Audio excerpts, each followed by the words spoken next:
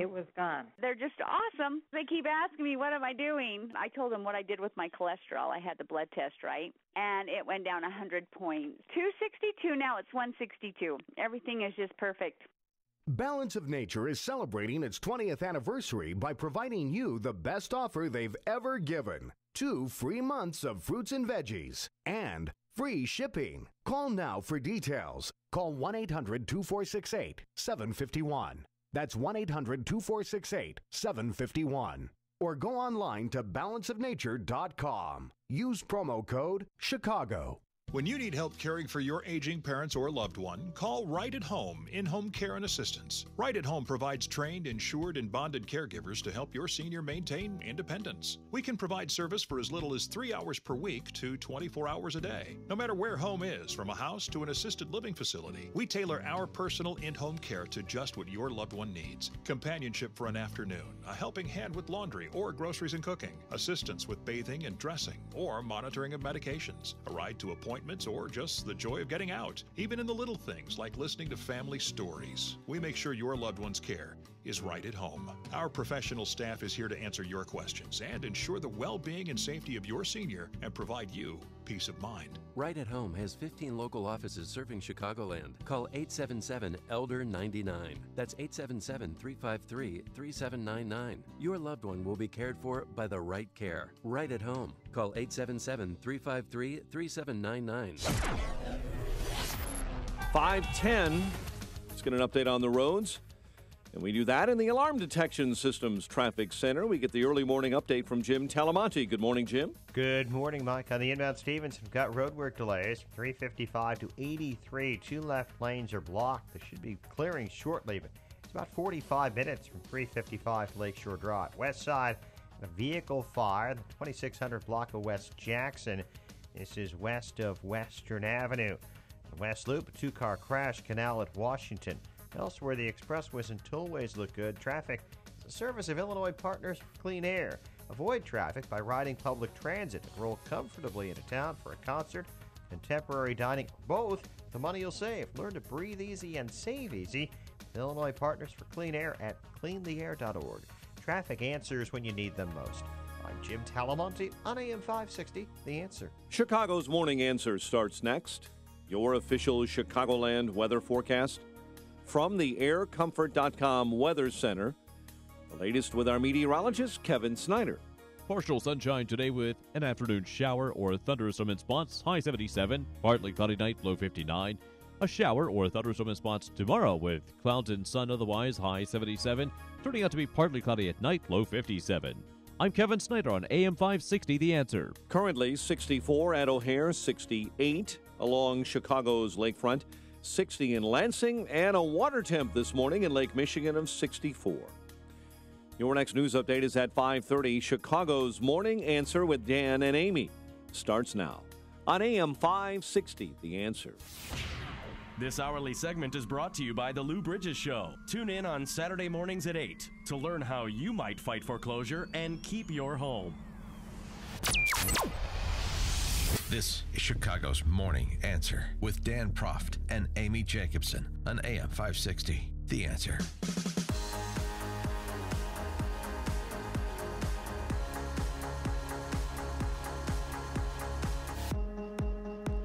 Good morning, Dan and Amy. And the question is Donald Trump destroying his presidency 140 characters at a time?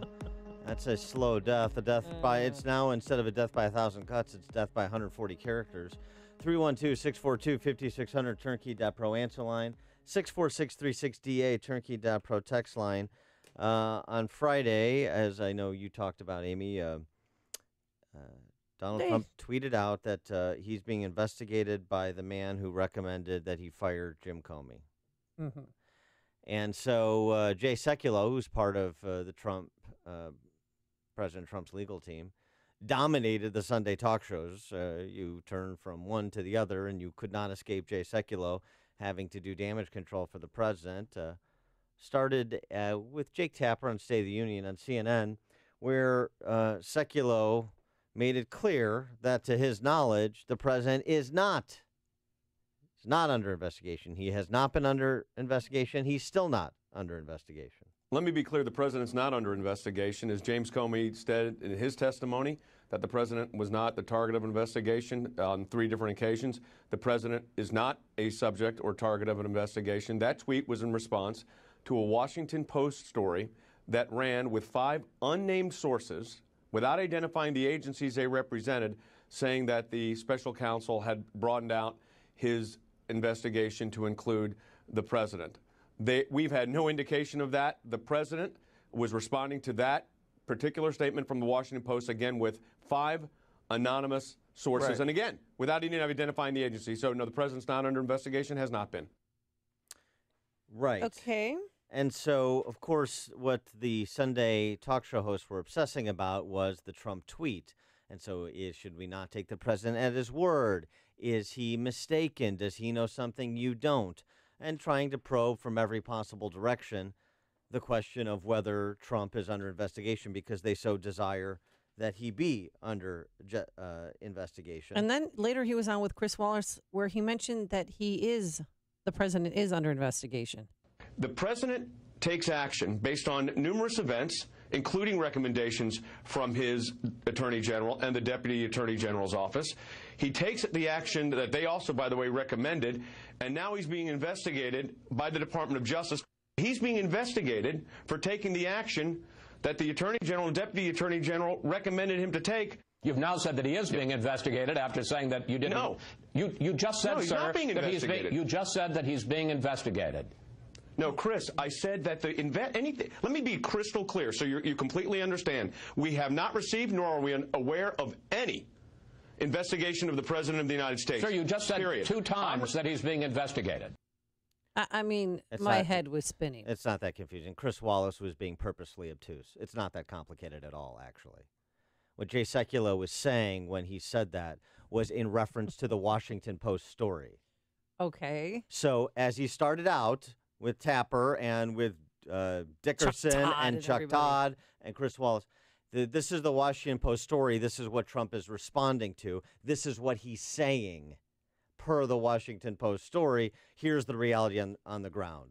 That to our knowledge, because as Sekulow said multiple times on multiple shows, I can't read people's minds, but we have not been notified, and I have no reason to believe the president has been notified without notifying his legal team that he is under investigation. Oh, and by the way, just to clear this up, after all of that consternation all day yesterday. You can listen to him from 9 to 10 right here on AM 560. What? Jay Sekulow has a show here from 9 to 10. Yeah, okay. But sure, he'll talk about it more. Pierre Thomas, ABC News senior justice correspondent, said yesterday that Mueller has not decided whether to actually investigate Trump. Now Mueller faces a huge decision. Does he believe the president who says there's no wrongdoing here? Does he go after the president the way James Comey wants him to do? That's Pierre Thomas reporting. So you've got every possible scenario under the sun. He's being investigated because of Trump's reckless tweet. He's under consideration for investigation per this ABC News report. He's not under investigation, which, by the way, is consistent with the ABC News report. He's not under investigation. Mueller may be mulling it. We don't know what's in his mind. That's Pierre Thomas at ABC News reporting. But to our knowledge and to Jay Sekulow's knowledge as a legal representative of the president, there is no investigation at present into President Trump, and ABC News suggests the same. So we cleared that up. And there's no investigation to why he fired James Comey going on. Correct. Because that was another, I'm just saying, I know he's not being investigated because of the Russian collusion. Is he being investigated for obstruction of justice? There is the way he handled no investigation into the President of the United States. That's the statement. Okay. So there's no investigation on this topic or that topic or the other topic. Are they investigating his tweeting habits?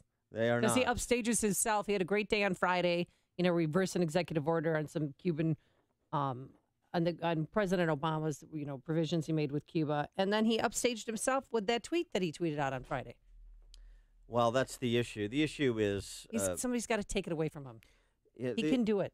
It goes back to this idea that this is a story that he wants to go away. This is a story that is not helpful to his presidency, So why do you continue to respond to it? Why do you continue to respond to it in a way that muddies the water rather than provides clarity? Why don't you listen to your attorneys, who I'm sure did not recommend or endorse the tweet that he tweeted on Friday? It's just so puzzling. It goes back to what Krauthammer said a couple weeks ago. There has been no prove up of a there, yet Trump behaves like there's a there everywhere. And it allows the D.C. press corps to obsess about this and to amplify the confusion and to amplify the innuendo. And anytime President Trump feels under attack, he brings up Hillary Clinton. He brings up the Electoral College. I mean, there's a Rasmussen poll out this week, and he brought that up again. I mean, he's so sensitive, so thin-skinned that he's the person that should never have had Twitter in the first place. Well, it will be interesting to see if he will continue to undermine his position, because the left is out for blood, in case you haven't noticed. I refer you, Exhibit 1 this morning in our trial in the public arena. In trial, I would have dressed up better. Yeah. Your Honor. And done more prep work. Yeah. Here's the... or have someone do it for me. Impeachment is no longer... This is an op-ed in HuffPo that they actually took down. Yeah. Impeachment is no longer enough. Donald Trump must face justice. Impeachment and removal from office are only the first steps for America to be redeemed. Donald Trump must be prosecuted for treason and, if convicted in a court of law, executed. Okay. That wasn't up there for too long. Yeah, well... But long enough for people to see it. Yeah. I thought I was reading an Onion article. So just to understand where the left's at, and they are taking this deathly seriously. They've invested everything they have, and their handmaidens in the D.C. press corps are doing the same in taking down this presidency. Donald Trump doesn't need to provide the help. What he needs to do is let his lawyers do the legal work, and he needs to focus on his legislative agenda, and he needs to put some wins on the board for the profound legislative agenda that he has if he wants to not only have a successful presidency, not only possibly win re-election and have 8 years in the office, but also just stave off the barbarians at the gate that have no evidence and can point to no law that was violated, at least by the president, at this point. If he continues doing what he's been doing, then everything I said that he needs to do will no longer be available to him. It's like a hot, steaming cup of information to start your day. It's Chicago's Morning Answer on AM 560. The Answer. Coming up a little later, President Trump gets a new attorney, so does Mike Pence, and President Trump's attorney gets an attorney. What does that mean? But first, here's your forecast for today. Episodes of Sunshine. I love that. Episodes of Sunshine. That was a good one. It's on Netflix. A shower or thunderstorm around this afternoon, a high of 77 degrees, so that's nice. And then tomorrow we're going to have some sun and clouds, a brief shower in spots, a high again in the upper 70s. So enjoy. Let's get into our Alarm Detection Systems Traffic Center. Open up the door, draw the curtains. Here's Jim Telemonte. Well, good morning, Amy. Good morning, Dan. We have roadwork delays on the inbound Stevenson Expressway from 355 to near Cass. There was some earlier road construction in that area. We're down to just about a 2-minute delay there, and it's also a little congested from State Street to Lakeshore Drive. Edens, Kennedy, and Eisenhower are fine. From Ryan, little slow, Roosevelt into the Burn Circle. I-57, Bishop Ford, and about a 2-minute delay either way as you approach the merge. The tollways are looking good. A little road work on the Tri-State. This is in both directions around Kedzie. There's a right lane closure till 6 this morning. Other tollways are fine. No delays to report on I-80 or in northwest Indiana. I'm Jim Talamonte in the Alarm Detection Systems Traffic Center. Upstream-ideas.com, premium content that complements what we do on this show. Go there, sign up today for long-form interviews with opinion leaders and policymakers. That's our Against the Current series. Man on the Street, Follow the Logic segments. A podcast of our Illinois Rising program covering state policy and politics. That's particularly salient these days with special session starting Wednesday for the attempt to get an Illinois state budget and the attempt to stave off Democrat tax increases. A new series, Heart of the Matter, with women discussing the pressing issues of the day, colleague to colleague. as well as 2-minute warnings about bad actors in public office and dollars and cents about how some of those bad actors, good and bad, spend your tax dollars in Illinois. It's all at upstream-ideas.com. Policies issued by American General Life Insurance Company, Houston, Texas. Not available in all states. For details, visit AIGdirect.com. It takes a lot of courage to face your own death, but I'm glad I finally did. See, I was putting off getting life insurance to protect my family, even though I knew it was important. Then my neighbor's husband died. I watched her struggle emotionally and financially. It really made me face reality. If my husband died, how would I pay the mortgage, the car payments, or keep up the life the kids and I had? I realized I needed to get us life insurance right away. So I called AIG Direct. In less than 5 minutes, I had a quote. I was shocked at how affordable it is. Just $14 a month for $250,000 of term life coverage. I feel so much better knowing my family has protection. Call AIG Direct right now for a free no-obligation quote. The call takes less than 5 minutes, and you can save up to 70%. Call now, 1-800-500-3471. That's 1-800-500-3471. 1-800-500-3471. Acme Home Insurance. Yes, I'd like to make a claim. What are you wanting to claim, sir? My air conditioner broke down. Sorry, but your home insurance doesn't cover air conditioner breakdowns. So what do you cover? Home damage from things like earthquakes, volcanoes, a zombie apocalypse. A zombie apocalypse? But that'll never happen. But if it did, you'd be covered, sir. But not my air conditioner? I'm afraid not. But his air conditioner could have been covered with a home warranty from American Home Shield, plus components of 20 other major home systems and appliances, like his electrical system, plumbing, refrigerator, and more. For valuable free information, call 1-800-400-5602. Home insurance can cover what might happen. Zombies are coming! But a home warranty helps cover what will happen. Now the dryer won't work. Life happens. Have a plan. Get a home warranty from American Home Shield. For valuable free information, call 1-800-400-5602. That's 1-800-400-5602. 1-800-400-5602. AM 560, The Answer. Coming up next, it's me, Mike Gallagher, right after Chicago's Morning Answer with Dan and Amy on AM 560, The Answer. Good morning, Dan and Amy. So I thought this was interesting. You know, this is the other thing that's so annoying is when the right, the president, I wouldn't necessarily call him the right, but when conservatives and the conservative base of the party doesn't have their act together, when President Trump can't be corralled and he drowns out other things going on, including the left cannibalizing each other. And there are many examples of this, mainly on college campuses, and we'll get to Evergreen State. Very interesting Vice News report on Evergreen State. Kitty's still in charge around there? It looks like the scene from a Maze Runner last I saw. And I'll tell you what, the president of the college is not sure whether he's a white supremacist or not. Oh. So we're going to try to help him figure it out. Okay. It's incredible stuff. It really is. But this Steve Harvey?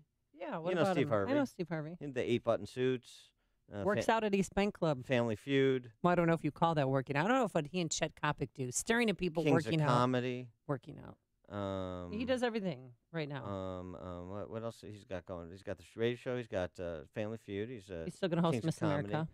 Miss Universe. Miss Universe. I mean. Yeah. So he's a busy guy, Chicago guy. Yeah. And he's gotten in some trouble for a call he took last week, or for an exchange he had with a caller he took last week after Golden State beat Cleveland. And apparently he's a big Cavs fan. And after the caller basically was busting his chops over Golden State winning the championship, beating his Cavs, Harvey has to call you from Flint. That's why y'all ain't even got clean water. When was the last time you touched water and didn't have lead in it? Enjoy your nice brown glass of water. So this has thrown the left, the race-obsessed left, into a tizzy about Steve Harvey. You want to talk about a family feud? This is internecine warfare. Delene Glanton, who's this hilarious op-ed writer for the Tribune, actually nominated for a Pulitzer Prize. Really? Because I don't know why. It's not based on the quality of her writing or thinking. She's a goof. But was Steve Harvey's joke about Flint's water crisis, why Steve Harvey's joke about Flint's water crisis might be racist? You heard what he said. Is that racist? It's just mean. It's cruel. But I guess if he wants to say that about people in his own community, he can say that. It just says a lot about him as a man. It's not cool. Is he a racist? Do you think he's a racist? No. I think this is silly.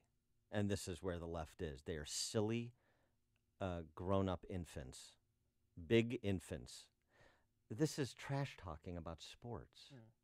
A guy calls from Flint. He says, basically, your Cavs got torched by Seth and Kevin and the gang at Golden State, and so, rubbing it in. And he said, you're from Flint, enjoy that brown water. This is like mom jokes in a basketball game. But the thing is, he wears so many hats that people who see him as the nice guy in Family Feud are, oh, Paul. But when he puts on a sports hat, it's different. It's just his talk show. It's totally innocent trash talking about sports, like you would literally hear. I'm not talking about faux locker room talk and some phony baloney excuse. This is actually what you would hear in a playground with people busting each other's chops about nothing is off limits. That's all this is. And it's that Delene Glanton goes into there's a book about how to conceive whether ideas are racist, and Steve Harvey needs to think about whether he's contributing to or alleviating racism in our society. He's talking about the NBA Championship Series, and he's having a row with a caller. Lighten up, Francis and Delene Glanton. Coming up on Chicago's Morning Answer. A lot of verdicts over the weekend. We were just talking about them. You got your Michelle Carter. Yeah. You got your Carter, Castile, and Cosby. That's it, the 3 C's. We'll talk about them. But first, let's go into the newsroom. Here is Mike Scott. Partly cloudy, 64 degrees.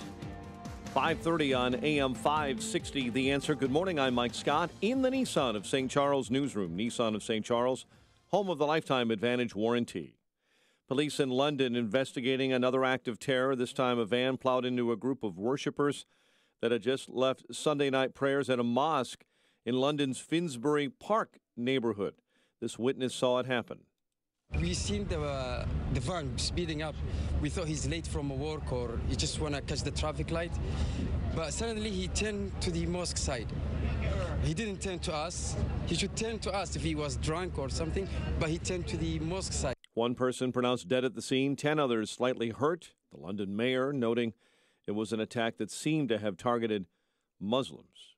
The likely death toll from the London apartment tower fire is now at 79, including those still missing. Police say only 5 so far have been formally identified. President Trump tweeting he's under investigation, but his main attorney says no, he is not. There's been no notification of any investigation. Nothing's changed since James Comey said the president was not a target or a subject of investigation. Nothing's changed. Trump team attorney Jay Sekulow on CNN's State of the Union. Pentagon says a U.S. jet shot down a Syrian fighter jet during attacks by U.S. allies defending forces on the ground fighting the ISIS terror group. Statement from the coalition says the encounter began when a town held by Syrian Democratic forces came under attack by pro-Syrian regime fighters Sunday afternoon. Iran's military says it has launched missile strikes against ISIS Sunday in Syria. Iran's Revolutionary Guard says the strike was in retaliation to last week's deadly attack on Iran's parliament building. 7 Navy sailors are being mourned after they were killed in a collision with the USS Fitzgerald and a cargo ship off the coast of Japan. Daryl Martin lost his son. It's very hard. It's my only child. It's all I have. The body of Xavier Martin and 6 other crewmen were found in the stricken ship after it was taken back to its base. Following the incident Saturday, Fitzgerald collided with a Philippine-registered container ship early Saturday morning off the coast of Japan. One person is in custody following the death of a 3-year-old girl on Chicago's southwest side. Charges pending after an elderly Chicago couple was found stabbed to death on the west side. Police say the bodies of Shirley and Johnny Irvin were discovered early Sunday. An investigation is underway after a deadly hit and run in Chicago's Wicker Park neighborhood. Police say Eric Judge was crossing the street yesterday near Division in Damon when someone driving a Toyota Camry ran into him and then took off. Chicago sports.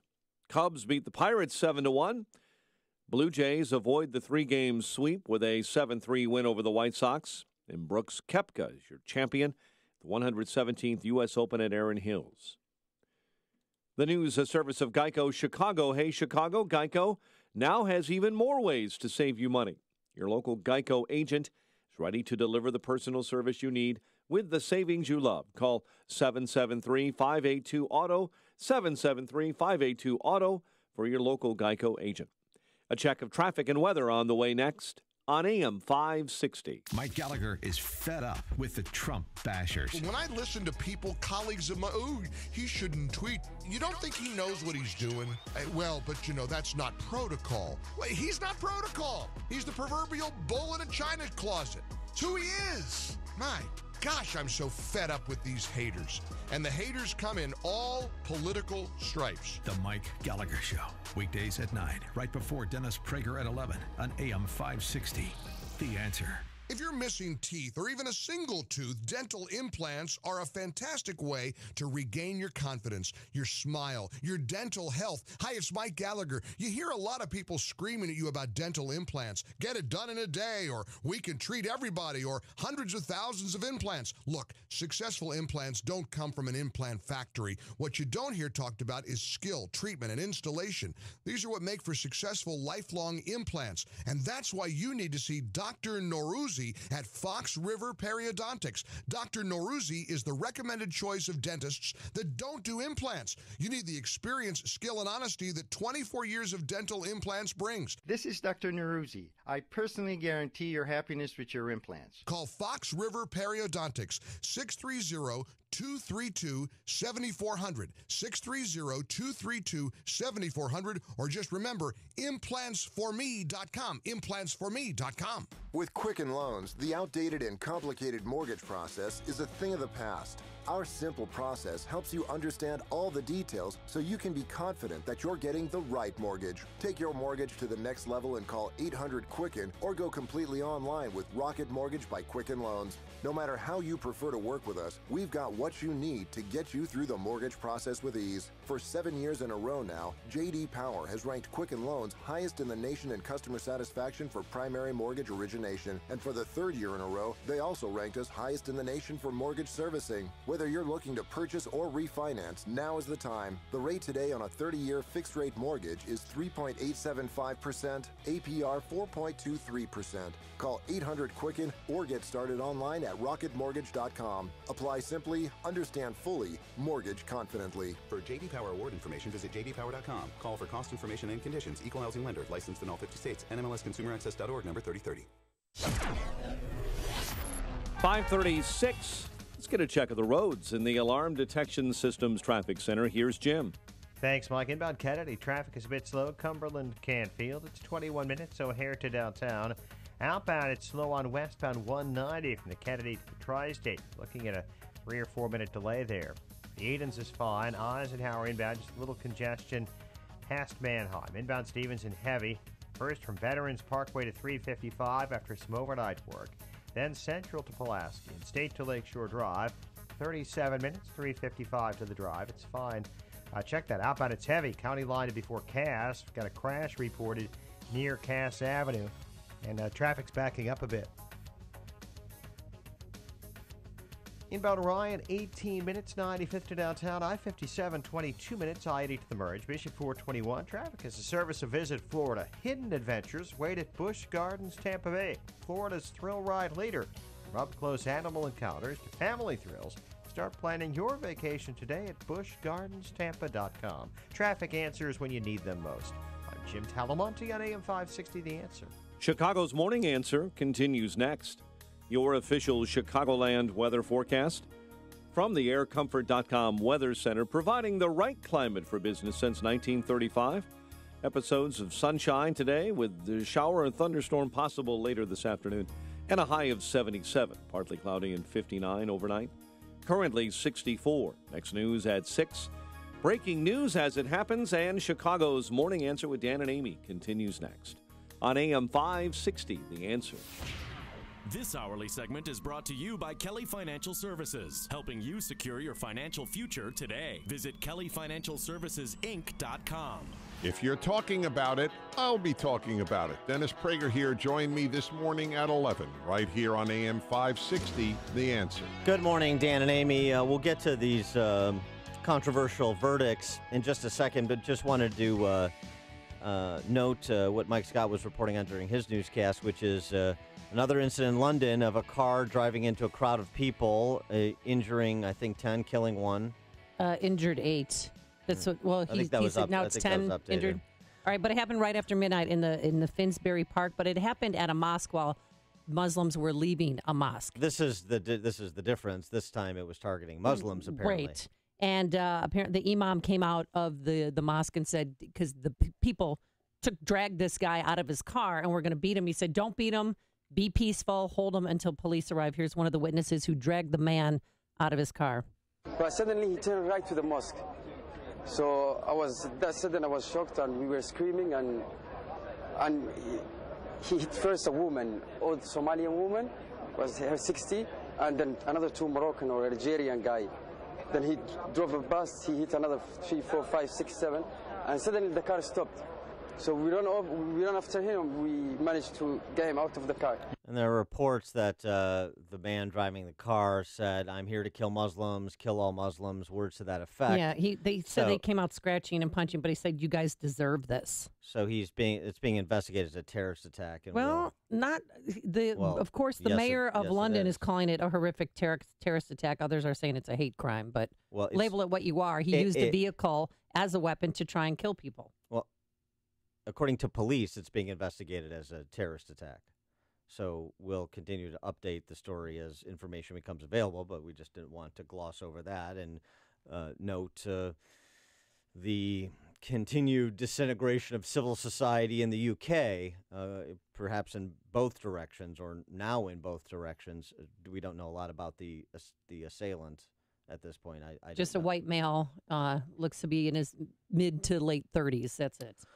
All right, well, back stateside, as we previewed before the newscast, we've got a lot of controversial verdicts that came in over the weekend, Friday.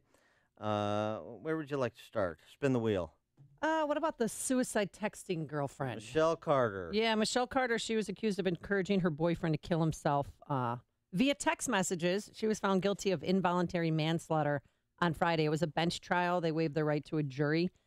She was tried in juvenile court, but she could face up to 20 years in prison. And what she did was her boyfriend his name was Roy, and he tried to attempt to kill himself in the past. He tried to drown himself. He was suffering depression.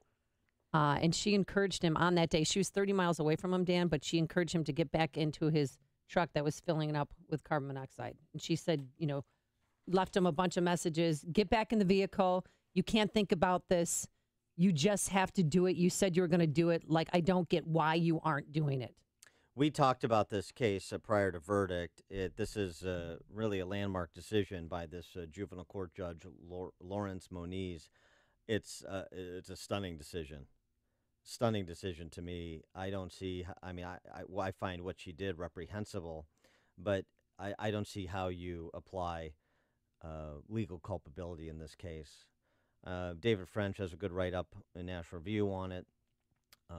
The idea that because she told him to, she started out by saying, "You're finally going to be happy in heaven, no more pain, it's okay to be scared, and it's normal. I mean, you're about to die." Then, and according to several reports, the judge focused on Conrad Roy is the boy's name who died. His final moments when he wavered, stepped out of the truck, and then Michelle Carter, told him to get back in. The judge said that though Carter knew Roy was in trouble, she took no action. Yeah, she didn't call police. She didn't call his family and say, he's here, you need to help him. The problem is she's not legally required to take any action. There's no legal requirement that she take action. Moniz also said she admits in a subsequent text, this is the judge, that she did nothing. She did not call police or her family. Finally, she did not issue a simple additional instruction, get out of the truck. And when Conrad Roy, the boy, got out of the truck and was wavering, Carter told him to get back in. That was the key for the judge to issue the decision that he issued. But to do so, and by the way, take your calls if you think this is the right decision. 3-1. Again, there's no one is defending what she did morally. The question is she legally responsible? This is what this is a thought crime, and this opens up a whole. It's going to change the way people text in the future. Well, kids are watching this. Do you want to go down the road of thought crimes? 312-642-5600, turnkey.pro answer line, 646-36DA, turnkey.pro text line. See how many George Orwell fans we have out there. So this is saying that Roy, the boy, is not responsible for his death.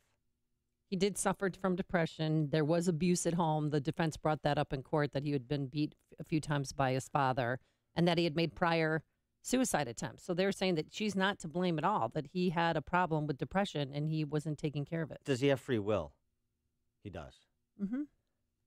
So if he has free will, that necessarily means that her words do not constitute action that provide the proximate cause for his death. He made the decision. They brought up in court other text messages that she texted to classmates saying, "It's my fault. I could have stopped him, but I told him to get back in the car. I'm done." She wrote in one message that was shown in court, "His family will hate me and I can go to jail." Yeah, this blasts a hole in First Amendment jurisprudence, I'll tell you.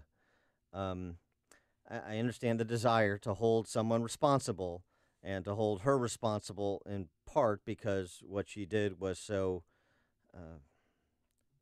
uncaring and just despicable. Right. But is it illegal? There are people under the First Amendment say a lot of things that are reprehensible and despicable. And I know that there is speech that rises to the level of action, but this is not tantamount to a mob boss ordering a hit. So if you told me to go jump off a bridge, and I literally just then would go jump off a bridge, now, could you be... Now I'm going to be prosecuted for involuntary manslaughter? Right. I mean, that's... So this opens that door. Or is it the repeated telling me to jump off a bridge with a 20-pound weight on my foot that's bringing it down? But the problem is, what you do is you establish a precedent, and the fact patterns are always going to vary slightly. Mm-hmm. But they'll always bring up this case. Right. So you've established the precedent, and now different fact patterns, but that are in this same general fashion.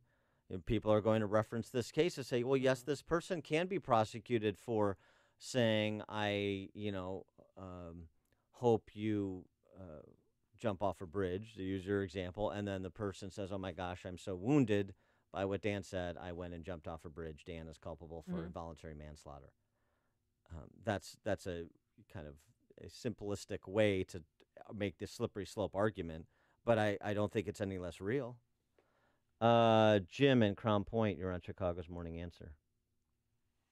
This is why I don't go on any sites of anything. I mean, why do you want to, number one, why do you want to argue with anybody on the internet? That's all meaningless. This kid was weak. He should have had help. This girl telling him to stay in the car.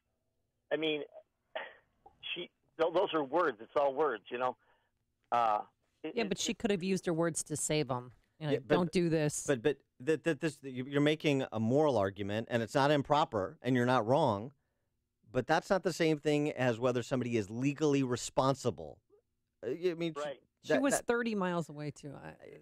Right? I mean, come on. I've been married for 38 years. You have to be tough in this life. Sorry. Thanks, I had 5 kids. Ooh. Paid for three girls' weddings, put 4 through college. You have to be tough. Yeah. Happy Father's Day. Thanks for the call, Jim. I appreciate it. He deserves a good Father's Day. I hope seriously. he had himself one yesterday. Boy. 5 kids. He's right about that. 38 years of marriage, 5 kids.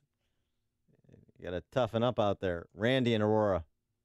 Dan, there's certain things that I'll spar with you, but legal stuff, not my ball of wax. But I'm going to try here. There was 2 things that I think that you guys need to consider. Okay.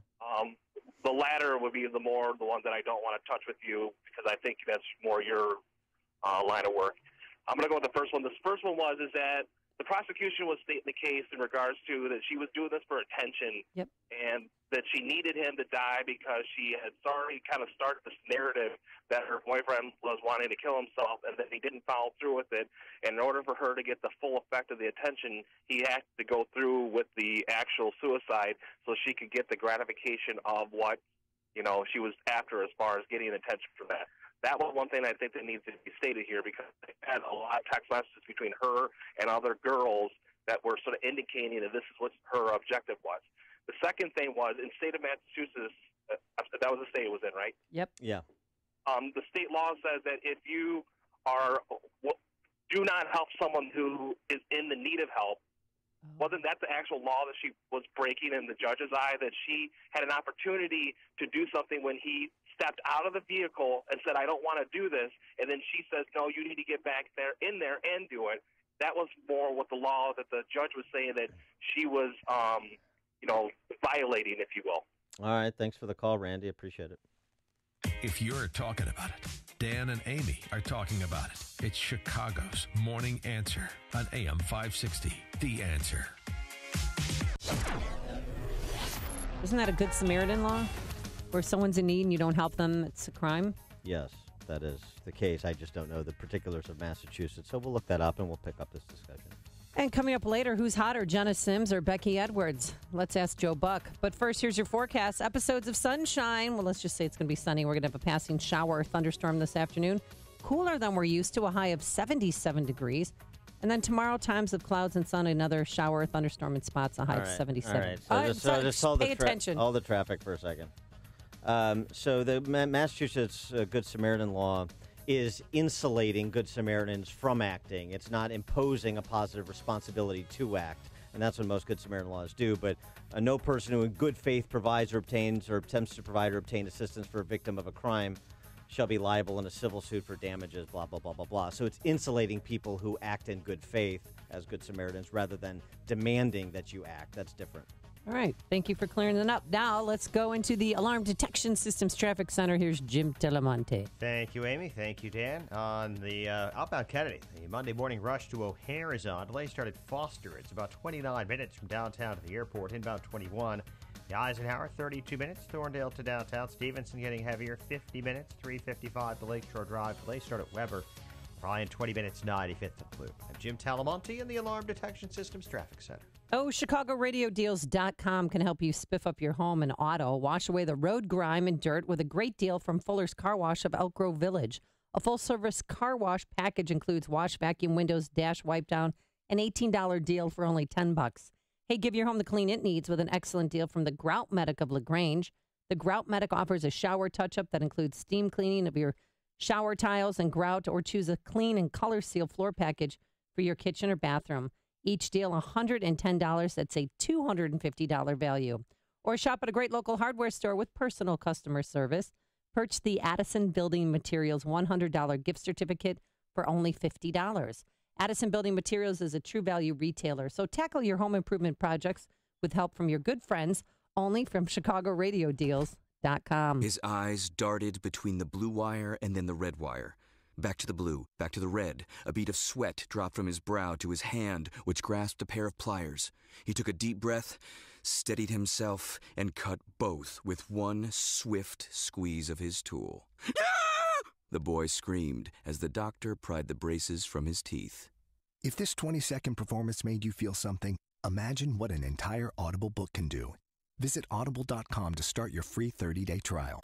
Finding great people to hire can be like, well, trying to find a needle in a haystack. It's time to try ZipRecruiter, where 80% of jobs get a qualified candidate in just one day. How? Using powerful technology, ZipRecruiter matches your job to the right candidates fast. So, while other companies might deliver a lot of hay, only ZipRecruiter finds you the needle in the haystack. And right now you can try ZipRecruiter free. Just go to ZipRecruiter.com/easyhire for your free trial. ZipRecruiter.com/easyhire. This is Dan Proft with 60 Seconds of Sanity, sponsored by Upstream-Ideas.com. The intellectual descendants of Diogenes can continue looking for the elusive honest man in D.C. Jim Comey ain't him. Instead, it's the likes of Jim Comey who've led Americans to lose faith in the federal government's police power. And it's the likes of Jim Comey who've led Americans to legitimately conclude that the rule of law has been supplanted by the rule of men. Even Comey's concessions as to his repeated cowardice was of the calculating, I'm no hero, humble brag variety. Comey is a career D.C. political character with no character. Comey is the scheming Lothario from a tawdry daytime soap who, instead of sexual conquest, seeks to seduce others for their esteem. His situational ethics leave him awash in contradiction, but who notices or much cares in a town ripped from the pages of a Gore Vidal novel? Despite his prevarications or moral pliability, or perhaps because of them, Comey can now take the meeting notes from his Hello Kitty dream diary that he did not disclose and cash them in for a 7-figure book deal to finance more romantic weekend getaways with the missus. Another happily ever after Beltway fairy tale. So, what would you do with an extra $500 a month in your budget? $500. This isn't hypothetical, by the way. This is something you may need to think about very soon if you decide to become a member of Medi-Share. Medi-Share is a way to pay for your health care, and typically it costs $500 less per month for a family versus other health care plans. So seriously, think about this. You could pay off loans, pay down a mortgage, save the money for retirement, donate to charity. That would be a big deal. But you know what? Here's the best thing. Medi-Share works. It has 250,000 members, and it's growing fast. With Medi-Share, not only do you save, you don't have to pay for things you don't believe in either, and that is a beautiful thing too. So here's how you can find out more, and you might actually wind up saving even more than $500 a month. So check into it. Here's the number. Call 844-41-BIBLE. That's 844-41-BIBLE. Now available in Montana. Call 844-41-BIBLE. A storm is on the horizon, and you need to keep the lights on no matter what. Your business relies on the power being on 24/7. It's the lifeblood of your data and computer systems. Weather-related outages from the power company are not acceptable. Your need for a source of power that's reliable 24/7, along with round-the-clock service that can dispatch technicians to your site immediately, is mission critical. Your business needs Charles Equipment Energy Systems on speed dial. These are the big boys, not residential or solar, but reliable industrial generators for emergency backup or events. When you need more than a 100-foot extension cord plugged into a small engine generator, call Charles Equipment Energy Systems. They keep the lights on with rental generators for job sites or power outages. The storm season is here. Plan ahead. Call now to prepare generators for sudden damage and potential power outages. Call 630-834-6000. That's 630-834-6000 or charlesequipment.com. charlesequipment.com. What's the scariest thing about going to the dentist? Opening your mouth or opening your wallet? Because just a simple cleaning can cost $100, and things like root canals can cost you hundreds more. If you don't have dental insurance to help, you should give Physicians Mutual Insurance Company a call. 1-800-400-4811. This isn't a discount plan or preventive-only coverage. This is real dental insurance that helps pay for checkups right away, so you can call today and get your teeth cleaned tomorrow. Plus, it helps cover the more expensive procedures you might need down the road. Fillings, crowns, bridges, even costly dentures. There's no deductible and no annual maximum. Your acceptance is guaranteed for one of these insurance policies, even if you're retired or on Medicare. There are no networks, so you can choose any dentist you'd like. That's right, any dentist you want. Call and we'll rush you a free information kit with all the details. 1-800-400-4811.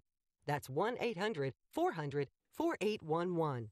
1-800-400-4811. 5:57. Time to check the climate of your business with aircomfort.com, providing the right climate for business since 1935. And time to check the roads in the Alarm Detection Systems Traffic Center with Jim Talamonte. Thanks, Mike. There's some early tollway delays. Northbound Tri-State, a little heavy from the Reagan Tollway to the Eisenhower. Adams Tollway got some congestion approaching the Kennedy. The Reagan Tollway, stop and go from Roosevelt to the Eisenhower. The Edens is clear. Kennedy, 22 minutes. O'Hare to downtown. Outbound 30. Westbound 190 has stop and go traffic from the Kennedy to the Tri-State. About Eisenhower, 37 minutes now. Thorndale to downtown. Outbound 30. Northbound I-55 delays start at Weber. And the Stevenson is 50 minutes. 355 to Lakeshore Drive. Ryan, 22 minutes. 95th to downtown. Traffic. Service of Farmers Insurance. It takes more than a roof to make sure your home is covered. Farmers Insurance has over 89 years of knowledge and experience so you can protect what's important to you. Learn more at farmers.com. Traffic answers when you need them most. I'm Jim Talamonte on AM 560 The Answer. Chicago's Morning Answer continues after a full update from Fox News and your official Chicagoland weather forecast. From the aircomfort.com Weather Center with our meteorologist, Kevin Snyder. Today, episodes of sunshine with a shower or thunderstorm around for the afternoon, high 77. Partly cloudy night, low 59. Tomorrow, clouds and sun with a shower or thunderstorm in spots, high 77 and a low 57. I'm Kevin Snyder on AM 560 The Answer. Currently 64 at O'Hare and 68 along the lakefront. The news, a service of Napa Auto Parts. This month, at participating Napa Auto Parts stores, Valvoline Full Synthetic Motor Oil is on sale for just $5.59 a quart. Take advantage now. Protect your engine from the heat all summer long. General States pricing, sale prices do not include applicable state and local taxes or recycling fees. $5.59 in the Nissan of St. Charles newsroom. Nissan of St. Charles, home of the Lifetime Advantage warranty. Here are the stories we're following at this hour. One person in custody following the death of a 3-year-old girl on Chicago's southwest side.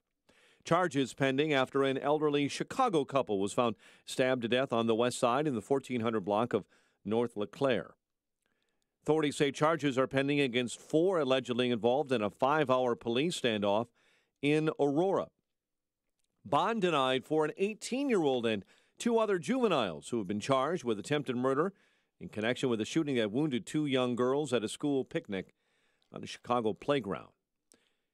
Cubs beat the Pirates 7-1. White Sox open up a 3-game series with the Twins in Minnesota tomorrow after a Blue Jays 7-3 win. Sunshine and 64. WIND Chicago News Time, 6 o'clock. Yet another attack in London. I'm Dave Anthony, Fox News. This bears the same hallmarks as what happened at London Bridge. But this time the victims were Muslim worshippers driven into by a van, leaving 1 dead, 10 injured. The fact that it's a white guy, we're going to turn around and we're not going to mention and say anything in terms that is terrorist related. Actually, British officials are considering it terror. It was just after midnight when a van was driven into a group of worshippers who'd just left the mosque here. Police say 10 people were injured. 1 man has died, but police saying it's not yet clear if his death was caused by the attack. Witnesses say the attacker tried to escape but was restrained by members of the public. Police saying a 48-year-old man is in custody. In Finsbury Park in North London, Simon Owen, Fox News. They found more bodies in last week's London high-rise apartment fire. It's now 79 people killed. A U.S. fighter jet has shot down a Syrian warplane, a first in that ongoing civil war. Happened after that Syrian jet had dropped bombs near U.S.-backed Syrian rebel forces. Is President Trump under investigation in the Russia probe he calls a witch hunt? His lawyer says not that they know of. Fox's Rachel Sutherland live in Washington. Dave J. Sekulow, one of the president's lawyers, made the rounds on the Sunday shows, telling Fox News Sunday that President Trump is not personally under investigation in spite of some tweets that suggested otherwise. Let me be crystal clear so you completely understand. We have not received nor are we aware of any investigation of the President of the United States. The president tweeted last week, "I am being investigated for firing the FBI director by the man who told me to fire the FBI director. Witch hunt." Sekulow says the tweet was in response to a Washington Post story that ran with 5 unnamed sources. Dave. Rachel, the Japanese Coast Guard is investigating why it took nearly an hour to report that crash between the U.S. Navy destroyer and a container ship that killed 7 U.S. sailors. Fox News, fair and balanced. We believe in the truth. We believe that you trust our hosts and our news to give you the real answers, not fake news. Not fake news. You want the alternative to fake news. We give you breaking news when it happens. We are here for you. The best and most honest talker, hands down.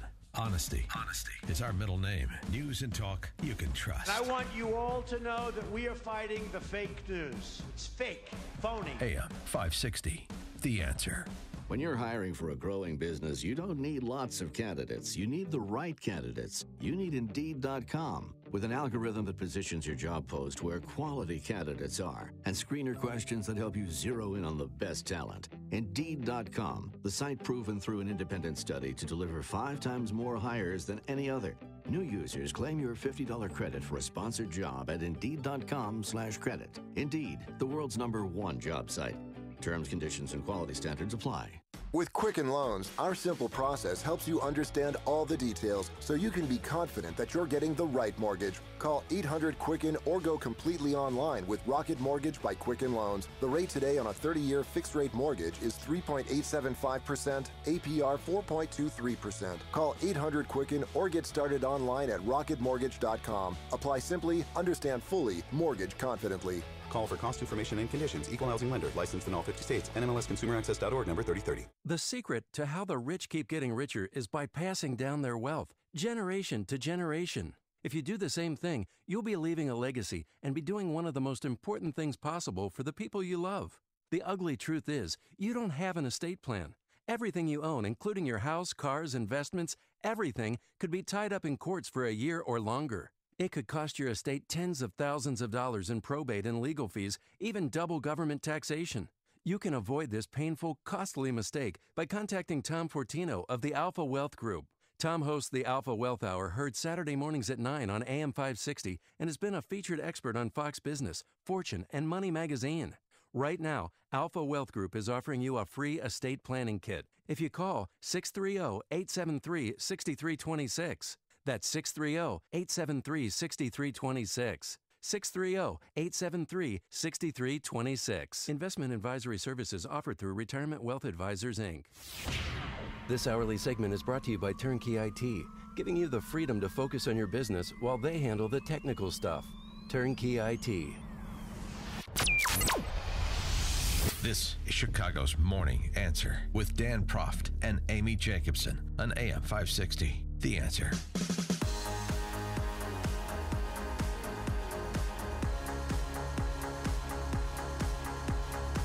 Good morning, Dan and Amy. So the Megyn Kelly interview of Alex Jones, that was sort of anticlimactic because what happened is Alex Jones played Megyn Kelly like a Stradivarius, taping their conversations leading up to the interview, and releasing prior to Sunday night's interview a 30-minute dissertation on the said interview, how it happened, what Megyn Kelly said versus what Megyn Kelly did, according to him. What promises she made to get the interview. Good for her. And, this was going to be, which was it again? Is it going to be hard-charging Megyn Kelly, who's going to take it to Alex Jones and set the record straight on the conspiracy theories and the other matters on which he has been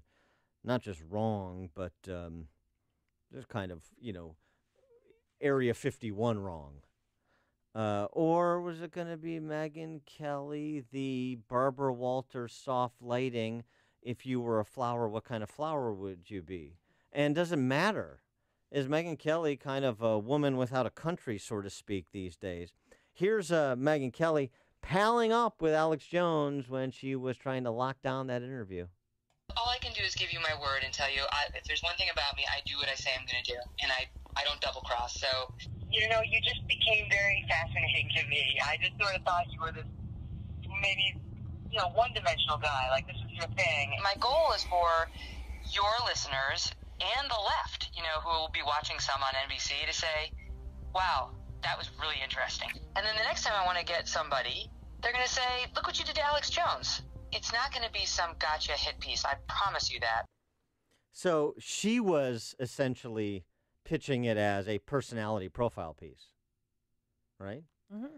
And analyzing InfoWars, how, they've grown into prominence in our society and the relationship with President Trump, and she got into all of that. She did. And so Alex Jones, again, just all she did was give him fodder for, more of his anti-media, Diogenes rants about being the last honest man, telling you what it's really like and what the real download is in terms of how the media operates against this guy trying to unearth what no one else unearths. Alex Jones got double-crossed, Alex Jones said prior to the airing of the interview.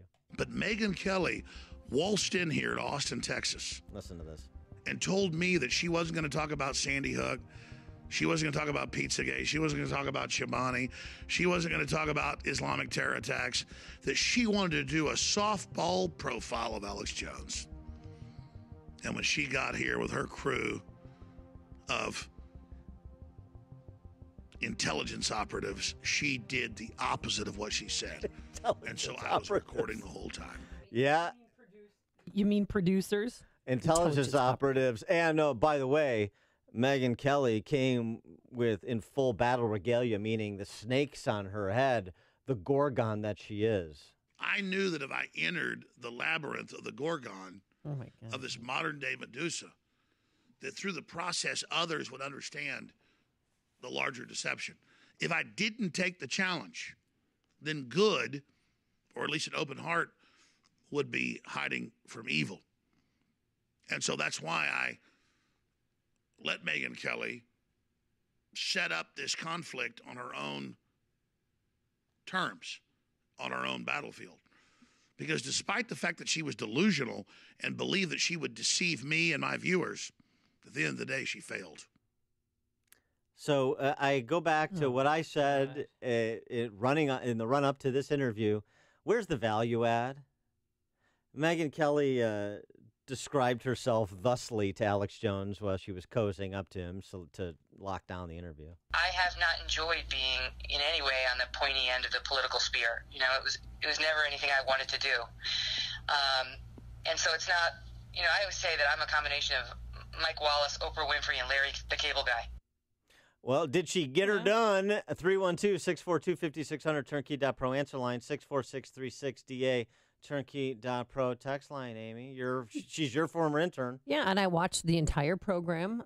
Later on, they had Tom Brokaw on, by the way, just in case you care to give a commentary. But, you know, she sat down with Alex Jones. I learned about InfoWars. I had no idea how powerful InfoWars was and how that they helped put President Trump in office. And Alex Jones personally, by supporting Donald Trump and having Donald Trump on his program, helped Donald Trump win the presidency, and that after... according to who? Alex Jones? And, well, President Trump called him after the election to thank him for his support.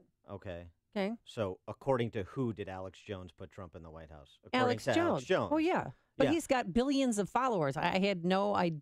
He has billions of on followers. his YouTube channel, billions of people have watched his YouTube channel. Billions of followers. Over the years, yes. Okay. You sound like you should be Alex Jones's wingman by reciting his I don't propaganda. like him. This is propaganda. That's absurd. Well, First of all, he doesn't have billions of followers, and second of all, he didn't put Trump in the White House. Billions of people have viewed his YouTube channel.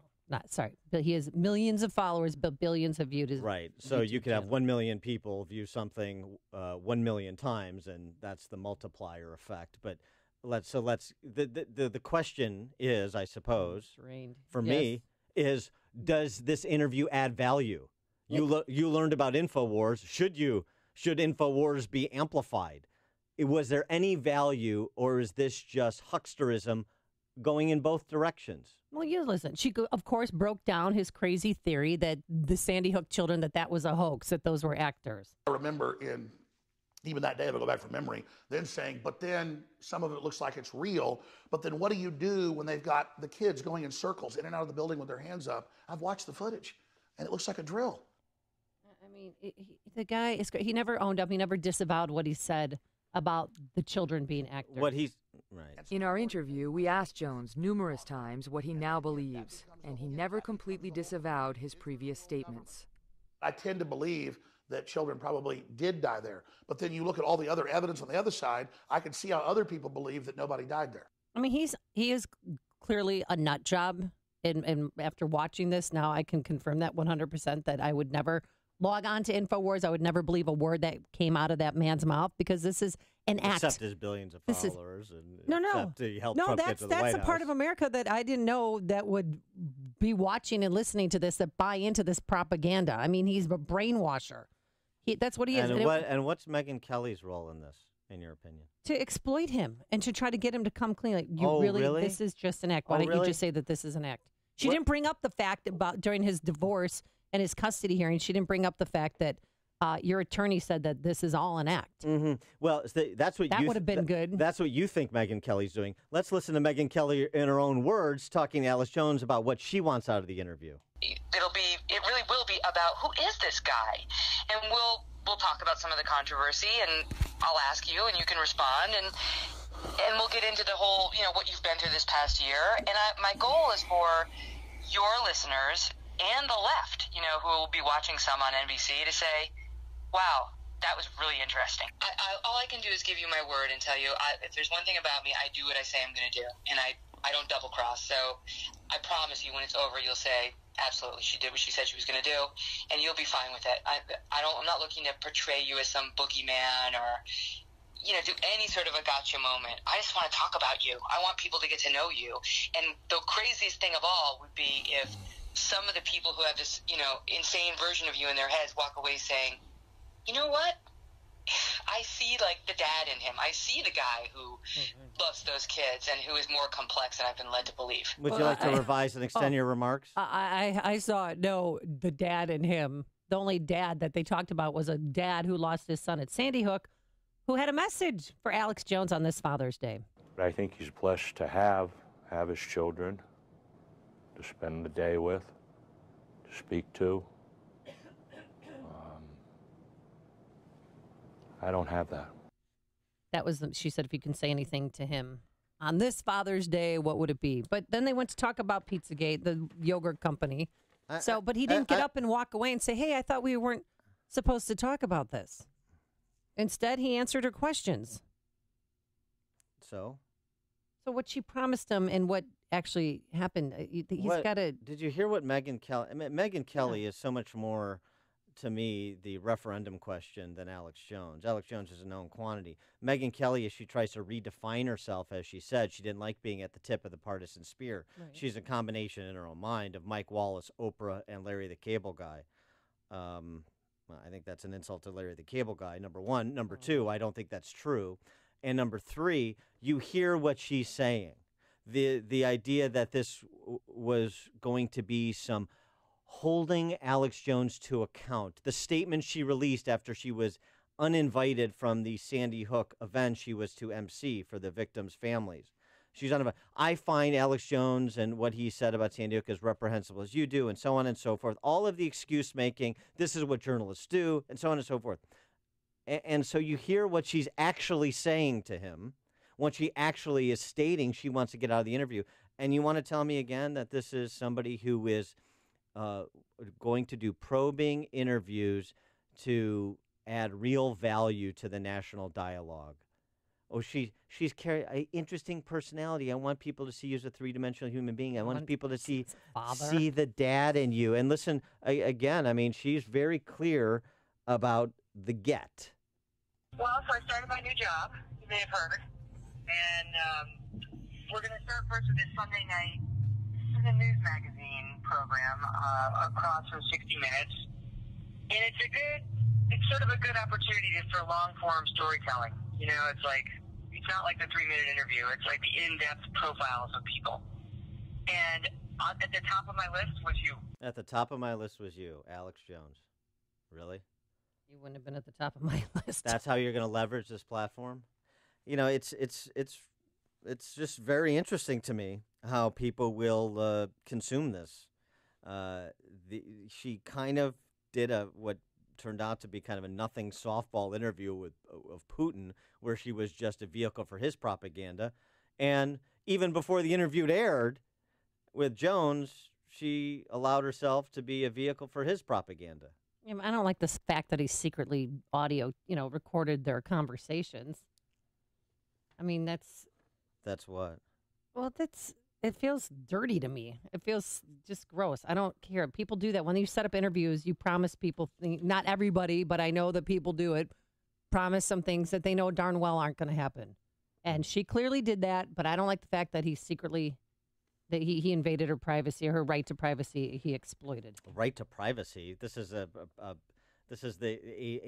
television personality doing a public interview. What are you talking about, right to privacy? Well, he recorded her conversations without her knowing it. and then came out with this big bombshell. Personally, I would not have interviewed him when he was talking about Sandy Hook because he never fessed up to it. He never apologized for it. It just he's a kind of crazy that should not have been on that level. And should Megyn Kelly have been surprised that somebody like Alex Jones would secretly record their conversations? This is where I talk about, I mean, is she craven? Is she naive? Is she a combination of the two? But she's certainly these kind of cult of personality, and I mean cult, both with Putin and with Jones in different ways. That's the big value add. That's the $20 million salary. That's the new superstar. I mean, is that right? Well, one place that didn't see it was Newtown, Connecticut. The NBC station refused to play it. CNN President Jeff Zucker. Oh, he knows Megyn. Yeah, told reporters last week that the way NBC News presented the interview has not led to the belief that he's held to account as much as somebody who spews such hatred and nonsense needs to be. Marketing of this has thus far been unfortunate. So Megyn Kelly is getting criticism from all quarters, including from the establishment media, the entertainment media that masquerade as news reporters or deep thinkers or interested parties in public policy that she so wants to be a part of. Not being warmly received in those quarters either. Mark in Des Plaines, you're in Chicago's Morning Answer. Hey, good morning, you guys. You know, I like what you're saying, Dan, about Megyn Kelly, because I've never kind of trusted her. So, you know, you look at her and you look at CNN and you look at even Fox today, and you got to turn away. I'm turning lately to One America News because it's objective. You know, it's like I learned in journalism school. You know, you basically you report the facts and you let the people decide. All this commentary that Megyn has always given is spurious. You never know which side she's on, and why take a side if you're a journalist? Just present the facts. You can do that even with levity and with comedy and have fun with it. That's great. But when you start injecting yourself into everything, she it becomes. Well, you just said you don't know what side she's in, so how is she injecting herself into everything? Well, because I didn't know watching her too if she was Republican, conservative, liberal. Yeah, but Amy, what she does is she picks one side one time and then another side the other time, and that's injecting yourself into it. Don't pick sides. Just give us the truth, the facts, okay? That's all I need, ma'am, just the facts. Thanks for the call, Mark. I mean, the thing now, though, is Megyn Kelly's not a news anchor. She's an entertainment reporter. Yeah. I mean, here's the – so you watched the interview. I did not because all I needed to see was the pre-interview to confirm what I predicted had come to pass, and then I could move on. Here's the thing, though. So after hearing what she said to Jones, there's one of two things, that she wanted Alex Jones to be seen as a loving father and a three-dimensional human being, and this was a personality profile, or she lied to Alex Jones. And if she lied to Alex Jones about the nature of the piece, then no one should trust her ever again going forward to be on her show. It did not show him as a loving father. It didn't even mention that he was a father until the very end when the Sandy Hook father came and said, I hope he gets to spend Father's Day with his son as I don't. So Megyn Kelly gets to keep cashing her checks, but in terms of did this raise her standing? No matter what she did, because she was either disingenuous or she was a lapdog, disingenuous or lapdog, those were her two choices based on how she went after Alex Jones. Neither one casts her in a positive light. I'm sorry. She misled Alex Jones as to what the interview was going to be. Listen to Dan and Amy on your smartphone. Download the AM 560 mobile app today at 560theanswer.com/mobile. Sunshine right now, but we can't rule out a shower or thunderstorm this afternoon. It's going to be a lot cooler than we're used to, a high in the mid-70s, so that's nice. And then tomorrow, some sun and clouds, shower, thunderstorm in spots, a high again in the upper 70s. Let's get into our Alarm Detection Systems Traffic Center. Any high travel times? Here's Jim Telemonte. They're going up, Amy. Right now, it's not too high on the inbound Eden. It's just a 1 or 2 minute delay from Foster to the junction. It's clear outbound. The Kennedy, 22 minutes. O'Hare to downtown. Outbound 30. Delays from Montrose to 190. Westbound 190 has stop-and-go traffic as well. And the Kennedy, much of the way to the terminal area at O'Hare. Not Eisenhower, though, getting heavy. Delays start at Wolf Road, 48 minutes, Thorndale to downtown, outbound 32. The highest travel time is the inbound Stevenson. 55 minutes, 355 to Lakeshore Drive, 40 from the Tri-State. Fine outbound. Ryan, 23 minutes, 95th to downtown, I-57. 38 minutes, I-80 to the Merge, Bishop Ford, 20. Northbound Tri-State slow from the Reagan Tollway to North Avenue. It's about Adams Tollway heavy from the Tri-State to the Kennedy. I'm Jim Talamonte in the Alarm Detection Systems Traffic Center. Hey, your kids won't be thinking about school very much this summer, but it's a perfect time for you to think about where you'll be sending your kids back to school this fall. More and more parents are thinking about private schools, and maybe that's you. Well, private school has never been more affordable thanks to halfpriceschools.com, where you can find tuition vouchers for private schools across the Chicagoland area, including Mount Prospect, Kankakee, South Holland, Chicago, just to name a few. Find a full year of tuition at half the price. There's no catch. It's real simple. Find a school near you, purchase that tuition voucher, and prepare to send your child off to school this fall. But don't delay. These vouchers always sell out. So visit halfpriceschools.com. That's halfpriceschools.com. My name is David Hochberg, Vice President Lending at Pearl Mortgage. If you're purchasing a home, give me a call. A borrower called me after contacting the lender who boasts about having the lowest rates and closing costs because he thought my competitors' closing costs were excessively high. I compared loan estimates and the interest rates were identical, but our definitions of low closing costs were a lot different. Fact is, my closing costs were over $1,000 less than the lender claiming to have the lowest closing costs. When purchasing a home, you can either work with the lender who talks and talks and talks and talks about low closing costs, or you can work with me, a lender who actually has low closing costs. Then think of all the things you could do with an extra $1,000 when we originate your loan, like pay for the movers, buy a new computer, new TV, maybe new carpet for your new house. I've helped thousands of AM 560 listeners, but I can't help if you don't call 312-751-1333 or visit am560david.com. Pearl Mortgage, an equal housing lender, Illinois Residential Mortgage License T 4358 and MLS 19186. Upstream-ideas.com, premium content that complements what we do each morning on this show, podcast of our Illinois Rising program covering state of Illinois policy and politics, long-form interviews with opinion leaders and policymakers in our Against the Current series, Man on the Street, Follow the Logic segments, new series we're rolling out, Heart of the Matter, which is women talking about the pressing issues of the day, colleague to colleague, as well as 2-minute warnings and dollars and cents, reviews of how your tax dollars are being spent. It's all very illuminating, and it's all at upstream-ideas.com. Sign up today. Balance of Nature's fruits and veggies. I'm telling you right now, it's awesome. I was trying to get my blood pressure regulated, okay? And like after 3 days of taking this thing, my blood pressure went back down to normal. I am ecstatic. I am so happy with this stuff. It is my savior. This was the first summer that I have not had to have a steroid shot to help me to breathe. The reason why I'm taking it because I've got Hep C. Once I began taking your stuff, it took a few months, but believe it or not, my liver enzymes are way down and it's normal now. It works. The new challenge will allow you to receive 2 months of Balance of Nature's fruits and veggies free. And we'll even ship them to you free. Call now for details. Call 1-800-246-8751 or go online to balanceofnature.com. Use promo code Chicago. It's the most effective product that I've ever bought in my life, but I should have ordered it like 15 years ago. They are here, circling over your head, and they're tracking you down. You feel overwhelmed, like you can't escape.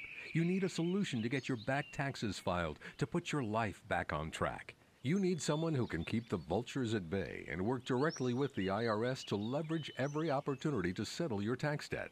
Mary Karpowitz, CEO of Comprehensive Tax Solutions, is licensed to represent you before the IRS. Don't let the IRS threaten you. You should never need to speak to them directly. Mary does that for you. Comprehensive Tax Solutions will help you settle your entire IRS tax debt for up to 85% off the original amount owed, including penalties and interest if you qualify. Comprehensive Tax Solutions, family owned in Chicagoland, can be a lifesaver for you. Call 708-478-6770, 708-478-6770, or go to resolveyourtaxproblems.com. Call 708-478-6770 now. AM 560, The Answer. Dan and Amy, did you watch the U.S. Open?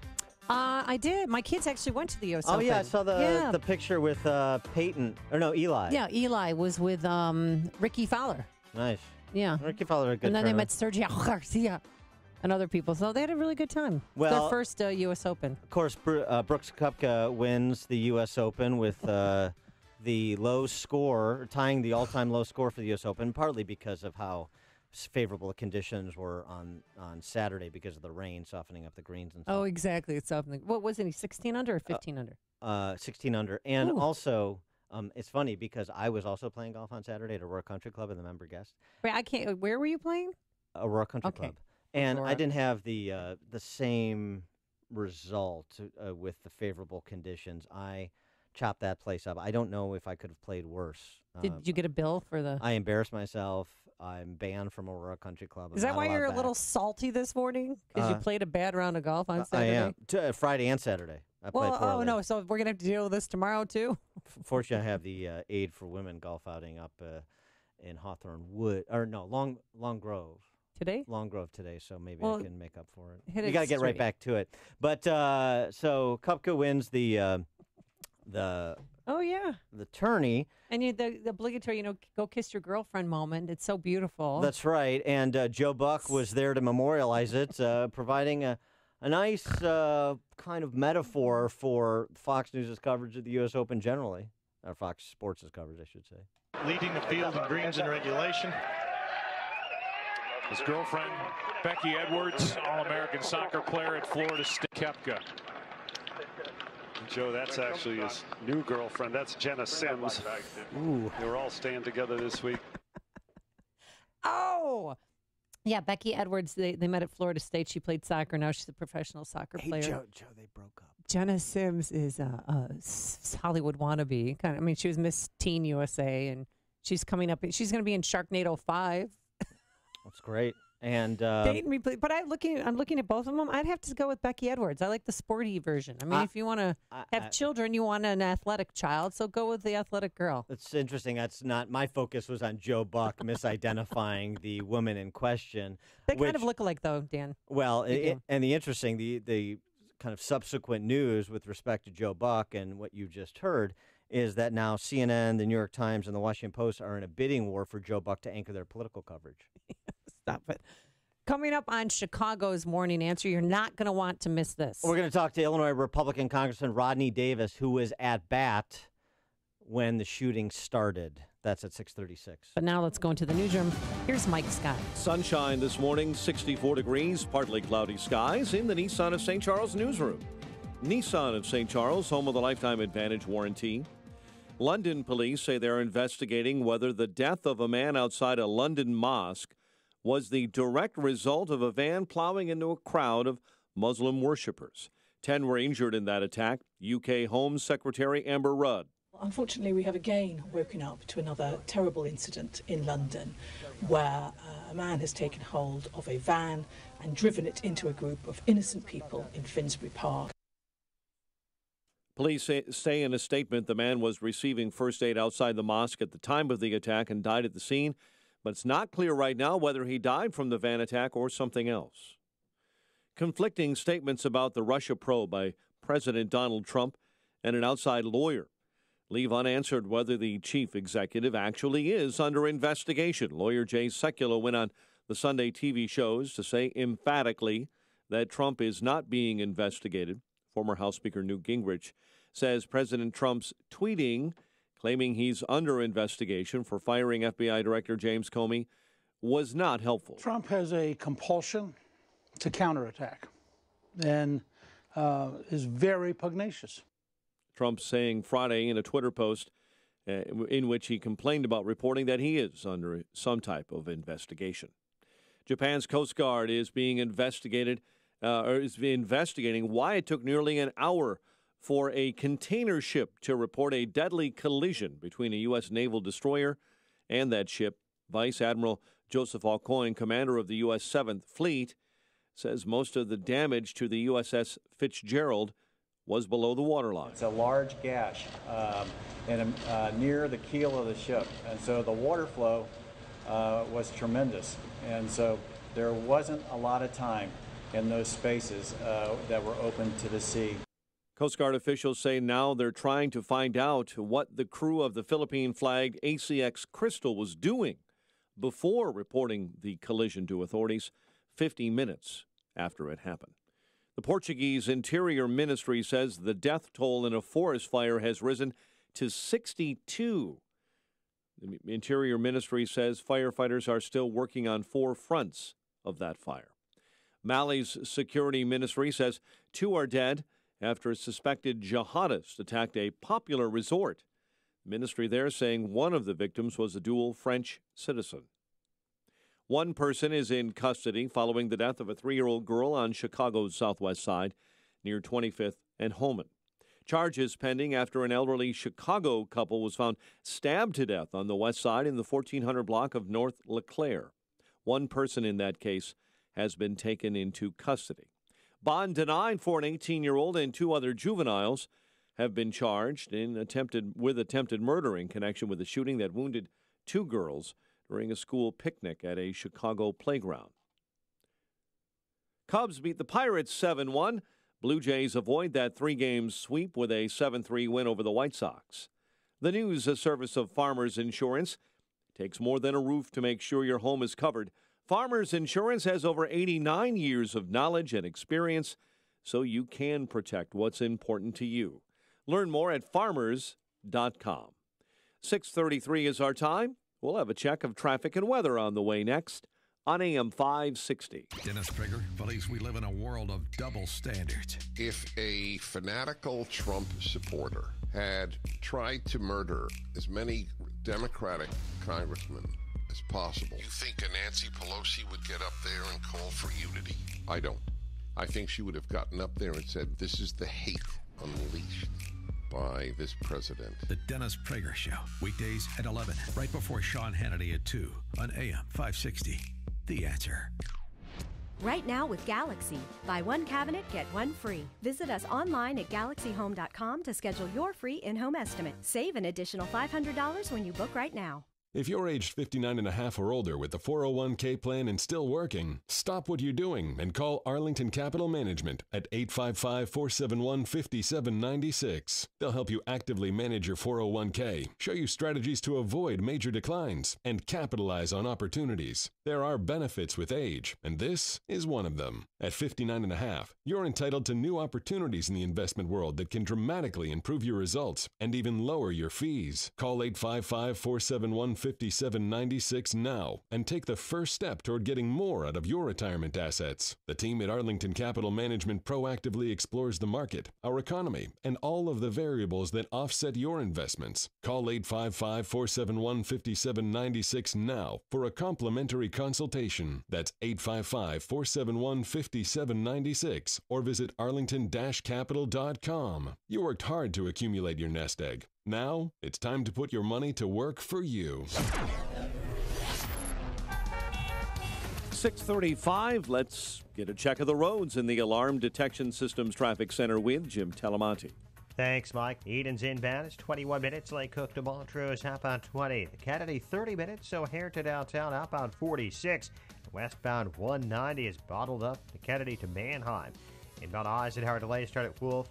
49 minutes. Thorndale to downtown, outbound 32. Mount Stevenson. An hour and 2 minutes. 355 to Lakeshore Drive, outbound 38 minutes. Ryan, 20 minutes. 95th to downtown. I-57, 38 minutes. I-80 to the Verge. Bishop Ford is 19. Northbound Tri-State delays from 95th to 75th. Reagan Tollway to North Avenue. Traffic is a service of Napa Auto Parts this month at participating Napa Auto Parts stores. The rugged Bluetooth speaker with 20-hour battery life. It's just $29.99. That's right. Now you can have the freedom to play music wherever you please for just $29.99 while supplies last. Traffic answers when you need them most. I'm Jim Talamonte, AM 560, The Answer. Chicago's Morning Answer continues next. Your official Chicagoland weather forecast from the aircomfort.com Weather Center, providing the right climate for business since 1935. Sunshine this morning. Showers or thunderstorms could sneak in this afternoon. High 77. Partly cloudy and 59 overnight. Currently, we have 64 at O'Hare. Next news at 7. Continuous news coverage at 560theanswer.com. Chicago's Morning Answer with Dan and Amy continues next on AM 560, The Answer. This hourly segment is brought to you by Papa Nicholas Coffee. Papa Nicholas. Great coffee, period. Only the biggest stories, only the biggest guests, and only the biggest opinions. This is AM 560, The Answer. Good morning, Dan and Amy. Well, the fallout from last week's shooting continues. And updating Steve Scalise's condition, the House Majority Whip, in case you didn't see it, upgraded from critical to serious. Which is good news. That's good news. Also, the Capitol Hill officers that returned fire and ultimately killed the would-be assassin being hailed properly as heroes. But then, politics intervenes. And Joy Reid, MSNBC, with Reverend William Barber, who is an NAACP board member, on the shooting. Listen to this. Obviously, everybody is wishing the congressman well and hoping that he recovers. But Steve Scalise has a history that we've all been forced to sort of ignore on race. He did come to leadership after some controversy over attending a white nationalist event, which he says he didn't know what it was. He also co-sponsored a bill to amend the Constitution to define marriages between a man and a woman. He voted for the House health care bill, which, as you said, would gut health care for millions of people, including 3 million children. And he co-sponsored a bill to repeal the ban on semi-automatic weapons. Because he is in jeopardy and everyone is pulling for him, are we required in a moral sense to put that aside at the moment? What we're required to say is we hope he recovers, and then when he recovers, there's a renewed mindset. If a lesbian person saved your life, you should not go forward, being homophobic. You shouldn't be it anyway. If you almost died, but your life was saved because you got health care, then you should apply that ethic and want everybody else the same health care you have. So homophobic? Okay. The only way that Steve Scalise can, truly recover in the mind of the left is to become one of them. So again, playing politics with people's lives and talking about their well wishes for Scalise's recovery, but there's a but. There's a but. And this is Kellyanne Conway on Fox and Friends over the weekend talking about social media and the barbarism that is laying just below the surface among some segment of the population that has been brought out by Trump antipathy. And leading Kellyanne Conway to suggest this. As Steve Scalise was fighting for his life and crawling into right field in a trail of blood, you should go back and see what people were saying about the president and the Republicans at that very moment. Of course, they had to break in with the news of this tragedy, and since then there's been some introspection, some quieter, more muted voices toning down the rhetoric. But look at Twitter. If I were shot and killed tomorrow, half of Twitter would explode in applause and excitement. This is the world we live in now, and it's terrible because it's one thing to say I disagree with you on health care repeal or on taxes or on your plan for national security, but you can't attack people personally in a way and think that tragedies like this won't happen. Well, I may challenge the last part of what she said, but in terms of the first part, the idea that if she were shot and killed, half of Twitter would applaud, and that's the society we live in today. She may be onto something. Let's get more. We're pleased to be joined by Republican Congressman from southern and up into central Illinois, Rodney Davis, Taylorville, who was at bat when the shooting started last week. Rodney, thanks so much for joining us. Appreciate it. Hey, Dan and Amy, thanks for having me on. So just tell us, what happened. What happened that day? Give us your first-person perspective. Sure. Well, I was up to batting practice, and heard a loud noise after I had a pitch just thrown to me, and I thought it was a large piece of metal being dropped from the construction site, and I wondered where it was at because it was a very loud noise. And the next words I heard were from one of my colleagues or someone else on the field. Said, "Run, he's got a gun." And I ran, dove in the first base dugout, and eventually worked my way out of that dugout over behind a building where I saw the heroes, Crystal Griner and David Bailey, the Capitol Police, firing back and engaging this individual, even Agent Griner while she was down on the ground. And while they were doing that, I took the opportunity to run for better cover across the street and eventually into an apartment of a Good Samaritan. Well, who were you with? Were you alone or were you with other congressmen when you were fleeing for your life? I mean, everybody on that field was fleeing for their lives. So every single person that you've seen in reports that was there that day were all doing what we were doing, which was trying to get away from a madman who hunted us and stalked us, obviously, as the evidence is playing out, for a long time before he perpetrated this attack. Yeah, you had what you're referring to in part is this report that he had a hit list to this would-be assassin that included Representative Mo Brooks, South Carolina Congressman Jeff Duncan, Trent Franks from Arizona, also Ohio Rep. Jim Jordan, Tennessee Rep. Scott DeJarlis, and Virginia Rep. Morgan Griffith on the list. All six congressmen are members of the House Freedom Caucus. So that was a story out over the weekend as well. And yeah, he obviously had another list in his head because he shot at those of us who were not on that list. Sure. And I got to tell you, this is the problem we have today in politics, and you alluded to it in your last, before you came into this segment with me. You know, this is about people believe that they can settle their political differences outside the ballot box. They don't want to accept election results, and they certainly don't want to accept policy differences after the elections don't go their way. And that's not what we are here in America. We've got to be able to continue to have that debate, that spirited debate over policy differences. But let's not let it get personal. You know as well as I do, I got a lot of Democratic friends, both here in Illinois and out in Washington, those I served with. We would never think about resorting to what all of us had to go through the other day. Were you surprised that he was able to live in his van near that area? I mean, he was there for a few months and nobody did anything about it. I don't know enough about the area to know whether or not that would have been a surprise. Amy, my interaction with Alexandria, Virginia, is waking up at 5:15, 2 months out of the year, and hitching a ride to go over there and practice baseball for a game that raises hundreds of thousands of dollars now. After this year, raises millions of dollars for local D.C. charities. And I've seen you swing a bat, and you need the practice. There's no question about that. Here's a. Oh, come on, Adam. Dan, too soon. We won't ask what your batting average is. But just going back to that day, when you were in that first base dugout, what were you seeing? And so what was the circumstances? You're there seeking cover, and then it's clear enough for you to find other refuge. How did that all go down?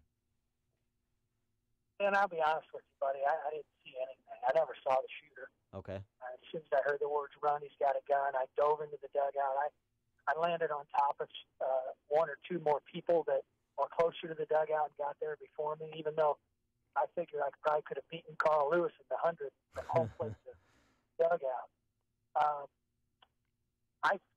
The dugout's sunken, but I immediately knew I got to find a way to get out this one entrance. And the one entrance was the gate that would come in on the first base side right by the dugout. So I worked my way through that dugout and out that gate. And as I made it out there, I crouched behind the building, behind the SUVs, watching Agent Greiner and Agent Bailey defend us and protect us because they're heroes. And I looked to my right, I saw Steve Scalise down, what I thought was motionless in the field. I saw Matt Micah probably 10 feet in front of me, laying on the ground on the concrete behind the dugout with blood all over his chest, lying on his back, holding his chest. When Agent Bailey and Agent Greiner continued to engage, that's when I took a chance to run across the road and get behind some cars for some better cover. And then as the firing came around the corner closer, someone said he's coming around the corner. That's when three of us ran into the apartment of a Good Samaritan who opened his door, said, "Come on in." And how long? I called 911, and I called my wife. Okay. And how long? Yeah, that's where I was going. How long did it take for reinforcements for those two Capitol Hill police officers to arrive? Reports say that Alexandria police responded in about 3 minutes, and I wouldn't know. I mean, I've never been in a situation like this, but I didn't hear any sirens. Frankly, the only gunshots I remember hearing besides those that I watched Agent Bailey fire and Agent Griner fire are the one that I didn't know was a gunshot, the first one, and then the second one, because I knew something was terribly wrong. Has the magnitude of this sunk in yet? And do you think you'll be changed as a person, always looking over your back since you're a congressman? Well, obviously it changes you once you're through it. Do I feel much different? No, I feel pretty normal. The irony is I'm probably less agitated and more patient with those around me that know and love me the most. And I'm probably a little more agitated and less patient with those who want to just turn politics into their own religion. And that's where we are as a country. We've got to say no to this. I mean, this what we witnessed the other day was truly an act of what I call political terrorism.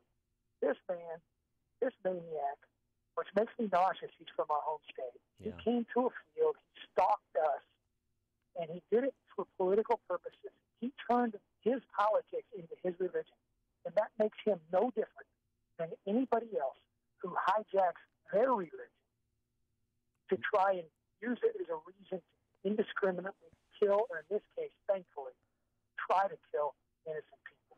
Yeah, I think that's a really good way to describe it, the idea of politics as religion. And Ross Douthat had a good piece in the New York Times over the weekend, too, why this is more frightening than other acts in this vein, whether it's presidential assassination attempts like John Hinckley or others, Sirhan assassinating Bobby Kennedy, because this is somebody who had and the Belleville News-Democrat publishing the letters to the editor that he wrote. This is somebody who obviously was full of rage, but otherwise there was no history of mental illness. He is he was not a conspiracy theorist. He just didn't like Trump. He didn't like Republicans. He wanted, tax increases on the wealthy and other sort of pedestrian positions that the left takes. But it wasn't somebody who was tangentially connected to reality, and that makes it all the more frightening. Well, there's nothing more frightening that I could ever imagine that I will ever have to personally experience again in my life, and I hope and pray no one does. Let me ask you this, Rodney, because there's been some calls for, just in the wake of this, you're going to have public policy responses or at least suggestions too. One is increased security for members of Congress. Two is because the only reason those Capitol Hill police officers were there was because Scalise was there. That's even more frightening. What would have happened? Yeah, what would have happened?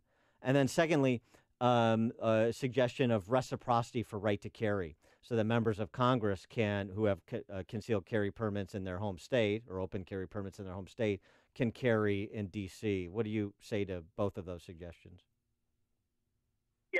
This is a debate, Dan, that we're going to continue to have, and it's a debate that I think we ought to have. Obviously, after what I personally experienced, and those who were with me experienced, we're going to rethink some of the situations we put ourselves and our family into.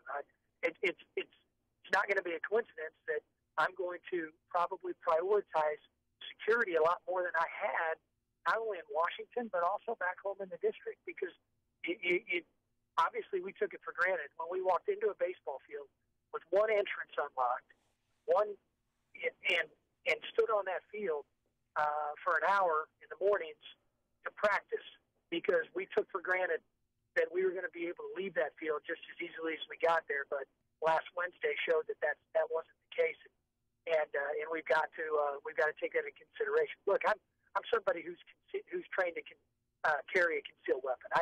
I believe that law-abiding citizens ought to have the right to defend themselves, and that's going to be part of the debate that I know I'm going to engage in as we move forward. Well, we're happy for you and for your family that you did run away from that baseball field. And he is Congressman Rodney Davis, Republican from Taylorville, Illinois. Rodney, thanks so much for joining us, and be safe out there. Appreciate it. Hey, thanks, Dan and Amy. Take care. You too. And he joined us on our turnkey.pro answer line. The stories you need to know to start your day. This is Chicago's Morning Answer on AM 560. The Answer. I'm Lou Dobbs. President Trump hosting Panama's president at the White House. The Dallas Fed president warning against future interest rate hikes. Those stories next. If you have unpaid tax debt to the IRS that you can't pay, please hear this special notice. Specially approved IRS relief programs designed to aid delinquent taxpayers are now in effect that can significantly improve your financial situation. Depending on your circumstances, you may qualify to have your tax problem resolved in your favor and may even have your back taxes reduced by thousands or eliminated entirely. A relief hotline has been established by Community Tax for you to call and see if you qualify at 800-804-7445. If you owe the IRS back taxes that you can't afford to pay, don't let the IRS trick you into thinking you have no way out. Our highly accredited tax professionals will let you know what you qualify for and how much you can save. We may be able to stop all liens, garnishments, levies, and save you thousands. Call and see if you qualify for this taxpayer relief at 800-804-7445. 800-804-7445. That's 800-804-7445. Community Tax. Who's your tax guy? President Trump welcomes President Juan Carlos Varela of Panama to the White House. The two leaders discussing their mutual economic interest and priorities in the fight against illegal immigration. Dallas Fed President Robert Kaplan says the central bank needs to be cautious now about any further interest rate hikes. Kaplan, who voted for last week's hike, says inflation and other factors need to be carefully considered before raising interest rates again.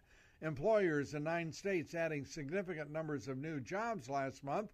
The Labor Department reporting the largest percentage gains were in Alabama, Louisiana, and Alaska. Please join me for Lou Dobbs tonight, 7 and 11 Eastern on the Fox Business Network. This is the Lou Dobbs Financial Report.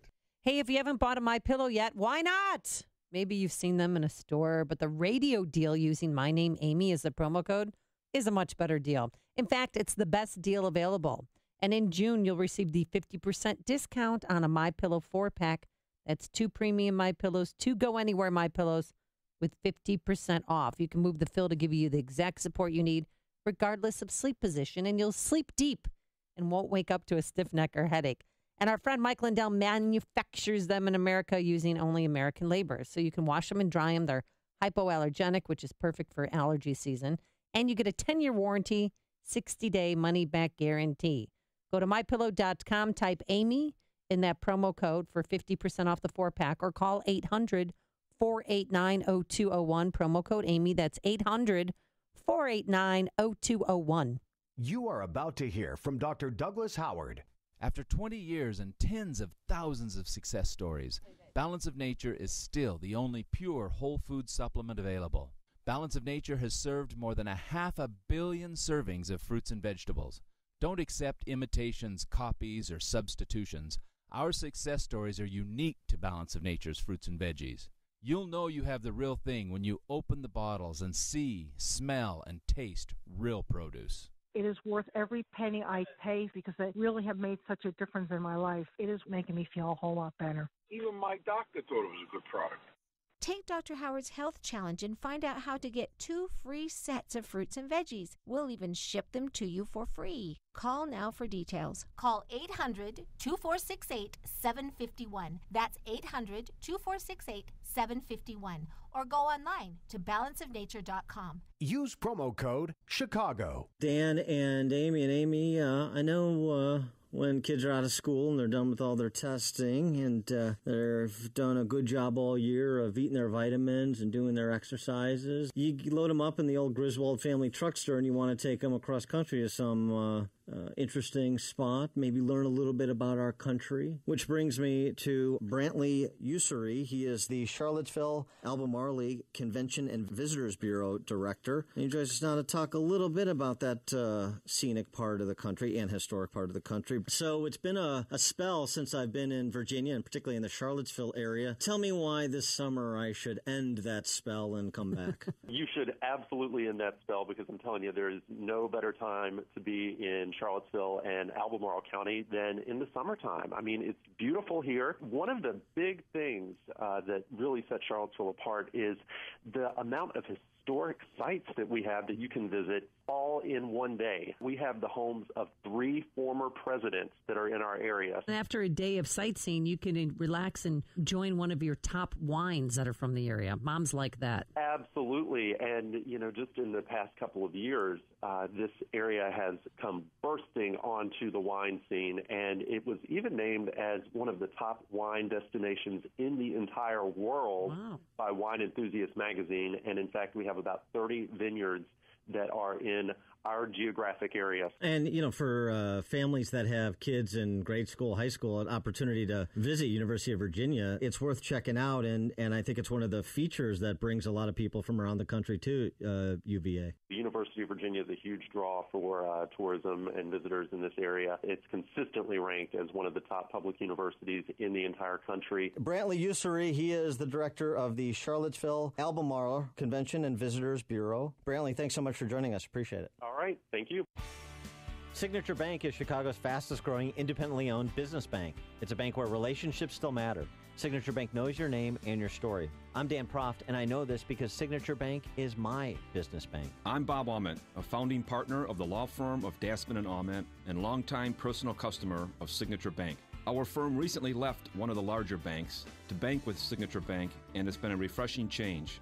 With Signature Bank, we've been able to tailor banking solutions that fit the specific needs of our firm. Beyond that, Signature Bank is responsive, efficient, and timely in meeting those needs. If I have a request, I pick up the phone and talk to Mick O'Rourke, not someone at a phone bank thousands of miles away.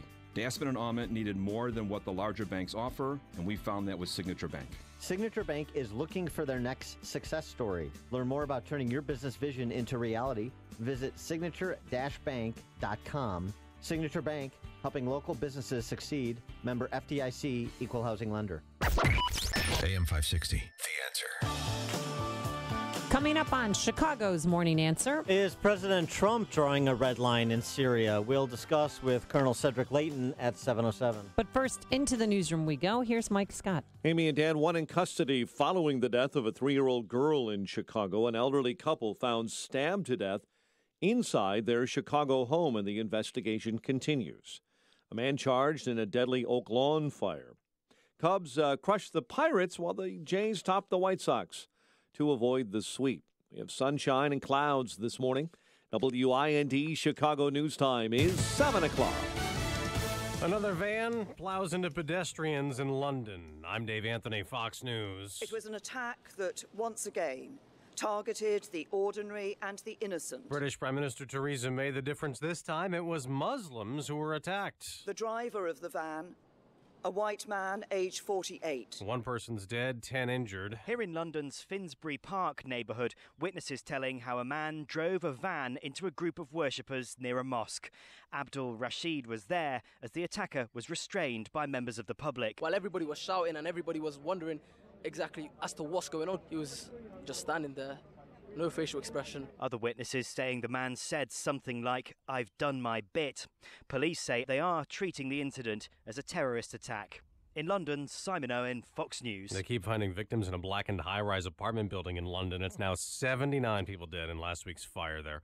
A first in the war in Syria, an American fighter jet shot down a Syrian regime warplane after it dropped bombs near U.S.-backed rebel troops. Why did it take nearly an hour for that deadly collision between a U.S. Navy ship and a cargo ship to be reported? Japan's Coast Guard is investigating. 7 U.S. sailors died. Fox's Rachel Sutherland live in Washington. Dave, officials are trying to figure out what the crew of the ACX Crystal was doing before reporting the accident about 50 minutes after it happened.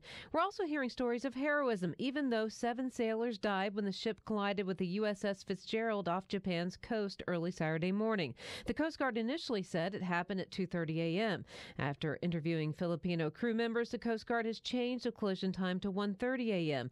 There's still no word on a cause. Dave. Rachel, closing arguments are today in the retrial of a former University of Cincinnati police officer charged with murder in the 2015 shooting of an unarmed black driver. Ray Tenzing, who's white, teared up testifying Friday that he thought he was in danger. His first trial ended with a hung jury. Fox News, fair and balanced. Partly cloudy skies, 64 degrees. At 7:02 on AM 560. Good morning. I'm Mike Scott in the Nissan of St. Charles newsroom. Nissan of St. Charles, home of the Lifetime Advantage warranty. One person is in custody following the death of a 3-year-old girl on Chicago's southwest side. Jessbelle Elman was found not breathing early yesterday inside an apartment near 25th and Holman. Her death ruled a homicide after an autopsy determined she died of multiple injuries. Charges pending after an elderly Chicago couple was found stabbed to death on the west side. Police say the bodies of Shirley and Johnny Irvin were discovered early Sunday. In their home in the 1400 block of North LeClaire, one person has been taken into custody. Bond denied for an 18-year-old. 2 other juveniles charged with attempted murder in connection with a shooting that wounded 2 girls during a school picnic on a Chicago playground. Chicago police tell us that 18-year-old Raekwon Hudson was in court yesterday along with a 17-year-old male and a 16-year-old male. They're charged with attempted first-degree murder. Authorities are investigating the cause of a deadly fire in Justice. Cook County Medical Examiner's Office says Irma Mercado was killed after the blaze broke out yesterday in an apartment building on West 83rd. The FBI offering a reward of up to $10,000 for information that will help locate a visiting scholar from China who disappeared from the University of Illinois. Authorities have labeled the case of 26-year-old Ying Zhang a kidnapping, but are not ruling anything out. A suburban Orland Park man's fundraising effort is over after being hit by a vehicle while biking cross-country. Ford F-150 pickup slammed into Tim Lala as he was riding through Alabama Thursday. The incident happened after he was biking to all 30 Major League Baseball ballparks to raise college money for kids in need. Cubs beat the Pirates 7-1. Blue Jays avoid the sweep with a 7-3 win over the White Sox. And in Wisconsin, Brooks Koepka, champion of the 117th U.S. Open at Erin Hills. The news, a service of Napa Auto Parts. This month at participating Napa stores, Valvoline full synthetic motor oil is on sale for just $5.59 a quart. Take advantage now and protect your engine from the heat all summer long. General States pricing. Sale prices do not include applicable state and local taxes or recycling fees. 7:04, time to check the climate of your business with aircomfort.com, providing the right climate for business since 1935. We'll have a check of traffic and weather on the way next on AM 560. Searching for that black box is one of the most important aspects of aircraft accident investigation. But then, of course, you gotta have an airplane crash to investigate. I get it. Wait for the crash, investigate after. Sounds a bit late for all those on board. Sad to say, the same kind of black box approach is currently being used in our healthcare system today, which means nothing more than you feeling under the weather. Then we'll study the black box, x-rays, blood work, endless streams of diagnostic testing, uncover a terrible disease that may require a treatment plan that may prove even more deadly than the disease itself. This is Dr. David Kolbaba. I'm not into crash investigation. Here at HealthQuest, our passion is prevention. Spend more time, energy, and money on true preventative health care today, or you'll undoubtedly be spending more precious time, energy, and money later on some terrible sickness or disease. True prevention saves lives, one life at a time. How about you and your life? An ounce of prevention is worth more than a pound of risky and dangerous medical care. Give us a call, 1-800-794-1855. That's 1-800-794-1855. The key to success? Keep it simple, especially when it comes to hiring. And nobody makes it easier than Indeed.com. Post a job in minutes. Set up screener questions. Manage your candidates from one dashboard. According to an independent study, 5 times more hires are made through Indeed than any other job site. New users claim your $50 credit to post a sponsored job at Indeed.com/credit. Indeed, the world's #1 job site. Terms, conditions, and quality standards apply. With Quicken Loans, our simple process helps you understand all the details so you can be confident that you're getting the right mortgage. Call 800-QUICKEN or go completely online with Rocket Mortgage by Quicken Loans. The rate today on a 30-year fixed-rate mortgage is 3.875%, APR 4.23%. Call 800-QUICKEN or get started online at rocketmortgage.com. Apply simply, understand fully, mortgage confidently. Call for cost information and conditions. Equal housing lender. Licensed in all 50 states. NMLSConsumerAccess.org, number 3030. 7:06. Let's get an update on the roads in the Alarm Detection Systems Traffic Center with Jim Talamonte. Thanks, Mike. On the inbound Edens Expressway, it's stop and go from Niles Center Road to the junction. It's 29 minutes from Lake Cook to Montrose, outbound 24. Inbound Kennedy, 38 minutes O'Hare to downtown, 17 from Montrose, 15 in the Express. Outbound 19 to Montrose, 51 minutes to the airport. Inbound Eisenhower, 52 minutes Thorndale to downtown, 39 from Manheim. Outbound 41 to Thorndale. Stevenson is now an hour and 8 minutes, 3:55 to Lakeshore Drive, and 54 minutes from the Tri-State. Outbound 45 minutes to 3:55. The Ryan, 32 minutes, 95th to downtown. I-57, 25 minutes, I-80 to the merge, Bishop 419. Northbound Tri-State delays are from 111th to 75th, Ogden to 31st, and from the Reagan Tollway to North Avenue. Adams Tollway heavy lead to the Tri-State. Reagan Tollway stop and go from the Myers Toll to the Tri-State. Veterans Memorial, so Butterfield to St. Charles, Army Trail to Lake, eastbound 8094, heavy central to Ripley. Traffic answers when you need them most. I'm Jim Talamonte on AM 560, The Answer. Chicago's Morning Answer continues next. Your official Chicagoland weather forecast from the AirComfort.com Weather Center. Here's meteorologist Kevin Snyder. Partial sunshine today with an afternoon shower or thunderstorm in spots, high 77. Partly cloudy night, low 59. A shower or thunderstorm in spots tomorrow with clouds and sun, otherwise high 77. Turning out to be partly cloudy at night, low 57. I'm Kevin Snyder on AM 560, The Answer. Currently 67 at O'Hare, 68 along the lakefront. Next news, 7:30. Chicago's Morning Answer with Dan and Amy continues next on AM 560, The Answer. This hourly segment is brought to you by Illinois Rising, hosted by Dan Proft and the Illinois Policy Institute. Sunday afternoons at 3 on AM 560, The Answer. This is Chicago's Morning Answer with Dan Proft and Amy Jacobson on AM 560, The Answer.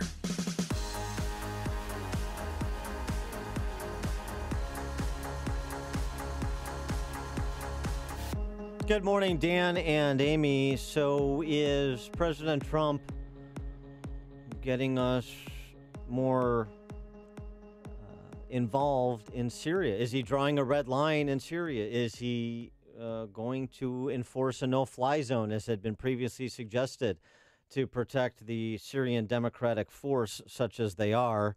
This is the anti-Assad collection that is backed by a U.S.-led coalition. And a Navy fighter shot down a Syrian warplane that was bombing those forces yesterday, escalating the conflict, particularly drawing us into increased conflict with Iran as well. For more on this topic, we're pleased to be joined by our friend Colonel Cedric Leighton, who is he's a military expert and military intelligence expert who served both on the Joint Chiefs of Staff as well as to the National Security Council. He's a CNN military analyst. Cedric, thanks so much for joining us again. Appreciate it. You bet, Dan. It's my pleasure. So what about that? How should we interpret the engagement in the air by Navy fighter in terms of the administration's larger Syrian policy? Well, you pose a very interesting question. Is this going to be the start of a no-fly zone? And I think what I'm seeing right now leads me to believe it may be a de facto no-fly zone without a real announcement that we, in fact, have a no-fly zone, if that makes any sense. So the basic idea would be this. The U.S. forces, like the F-A-18 Hornet that shot down a Syrian fighter, an Su-22, near Raqqa, yesterday. That kind of action is something that the Syrian Air Force and, oh, by the way, the Russians can expect as we close in on Raqqa. So it's not the kind of no-fly zone that we had set up in Iraq, both on the northern side and on the southern side before we went to war the second time in Iraq. And if this happens, you'll get the same effect without the kind of force posture that we had there, and that really does make a difference, and it can certainly be more efficient than we did in the past if it's done right. What was the Syrian warplane doing prior to the Navy jet shooting it down? Bombing the SDF. So what the reports indicate, Amy, are these. That what they have said is that the Syrian fighter, which is a ground attack fighter, was engaged in attacking the Syrian Democratic Forces that were encamped in an area that was southwest of Raqqa. Basically, they were on an approach line toward Raqqa, so they were clearly engaging ISIS fighters, and the Syrian army air forces were attacking those Syrian Democratic forces on the ground. Yeah. So that's why the plane was shot down. But the SDF, I mean, Syrian Democrat Force, previously they were like the Holy Roman Empire. They're neither, which was neither holy nor Roman. They were neither democratic or much of a force. And I guess my question is this the same collection of terrorists and would-be terrorists that was previously reported? I mean, are these this group of Syrian Defense Forces? This is an organization we'd want to install if we could and replace Assad? Well, that's where everybody takes a very deep breath and turns their head at this point. So the basic idea is that they probably wouldn't be the guys we'd want to see in Damascus, but some elements of the so-called Syrian Democratic Forces are actually Kurdish, and they could be useful in essence, dividing up Syria and installing somewhat pro-U.S. regimes in other parts of Syria. So let's say the scenario moves forward and we have a situation where Assad maintains power in Damascus, but other parts of the country are divided up into different sections. There's every likelihood that there could be a Kurdish section, that there could be Sunni Arab sections. So what the right U.S. policy in this case would be hard to determine, obviously, but one possibility is that we would support the splitting up of Syria in different areas like that. Nobody has said that officially, but that's the kind of thing that this could lead to. And the Syrian Democratic Forces, they are definitely a motley collection of different groups, many of them with terrorist ties, but they're basically two kinds of people in Syria right now, those who support Assad and who are supported by the Russians, and those who are terrorists. There's almost no middle ground there, and that's what has made the Syrian civil war so dangerous. And if we choose a middle way, like the enforcement of a de facto no-fly zone, as you suggested maybe in the offing, does it really advance our flag in that region? I mean, is it the case where we either have to pick, to borrow a line from Homeland, we either turn Raqqa into a parking lot, or we just leave it alone and don't allow ourselves to be pulled into additional conflicts with Russia and Iran by trying to prop up the SDF in Syria? I think what will happen is we'll definitely go after Raqqa. So I think Raqqa might find itself in some modified form of parking lot in the next few months. And of course they'll try to minimize the damage to civilian structures as much as possible, although that's going to be really, really difficult. What you're going to see also is some kind of a tacit agreement with the Russians, potentially even through back channels with the Iranians, that will allow them a certain sphere of influence in Syria. And the other parts of Syria, I think, are going to be at least de facto split off from that country. So that's the kind of future that I see there, and it's going to be very hard not to get even further involved if you're going to keep something like that going and preventing them from continuing to fight each other. As we've seen during the Syrian civil war over the past 11 or so years. I wanted to ask you to move over to London. There's been another van that plows into pedestrians in London. But this time it was the person who was driving the vehicle got out and said, "You deserve this." Do you consider this a terror attack when it's a reverse situation where you have a 48-year-old white male who rams his van into a crowd of Muslims who are leaving a mosque? I do, and the reason I consider it a terror attack is because terrorism, by definition, is an attack by a non-state person or actor or organization against civilians.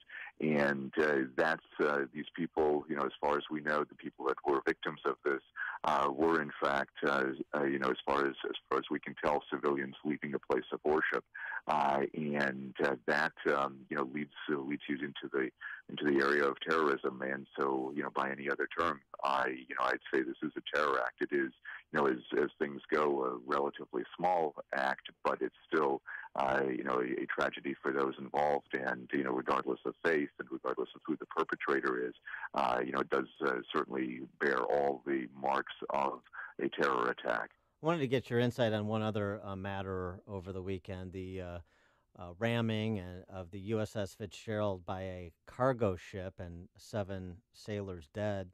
How does a billion-dollar state-of-the-art warship like the USS Fitzgerald not detect a slow-moving cargo ship prior to the impact? Yeah.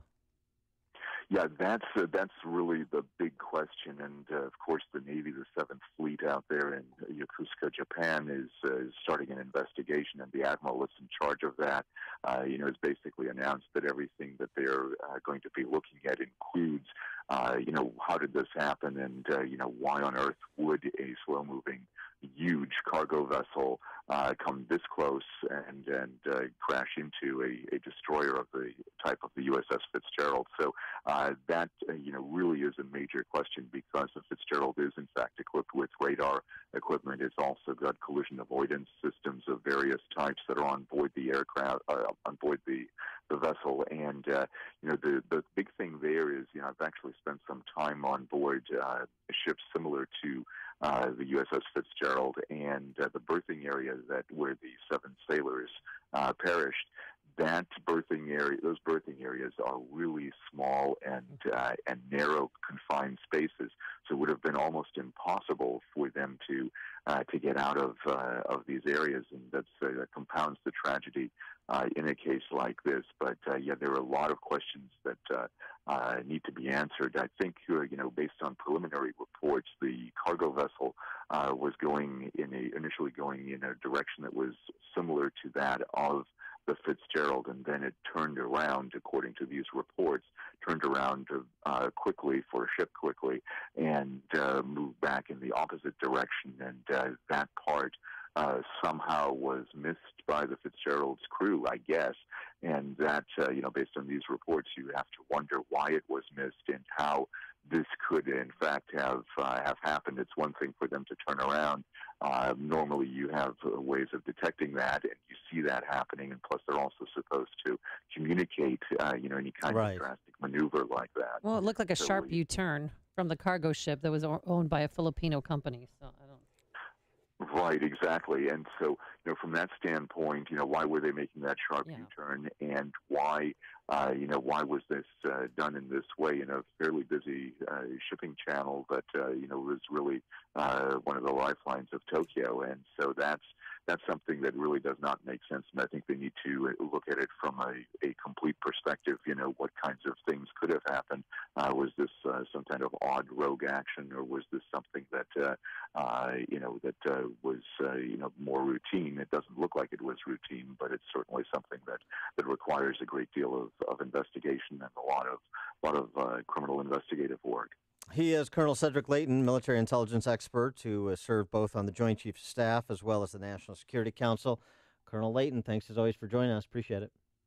You bet, Dan. It's always a pleasure. And he joined us on our turnkey.pro answer line. Connect with Dan and Amy using the AM560 mobile app. Download it today at 560theanswer.com/mobile.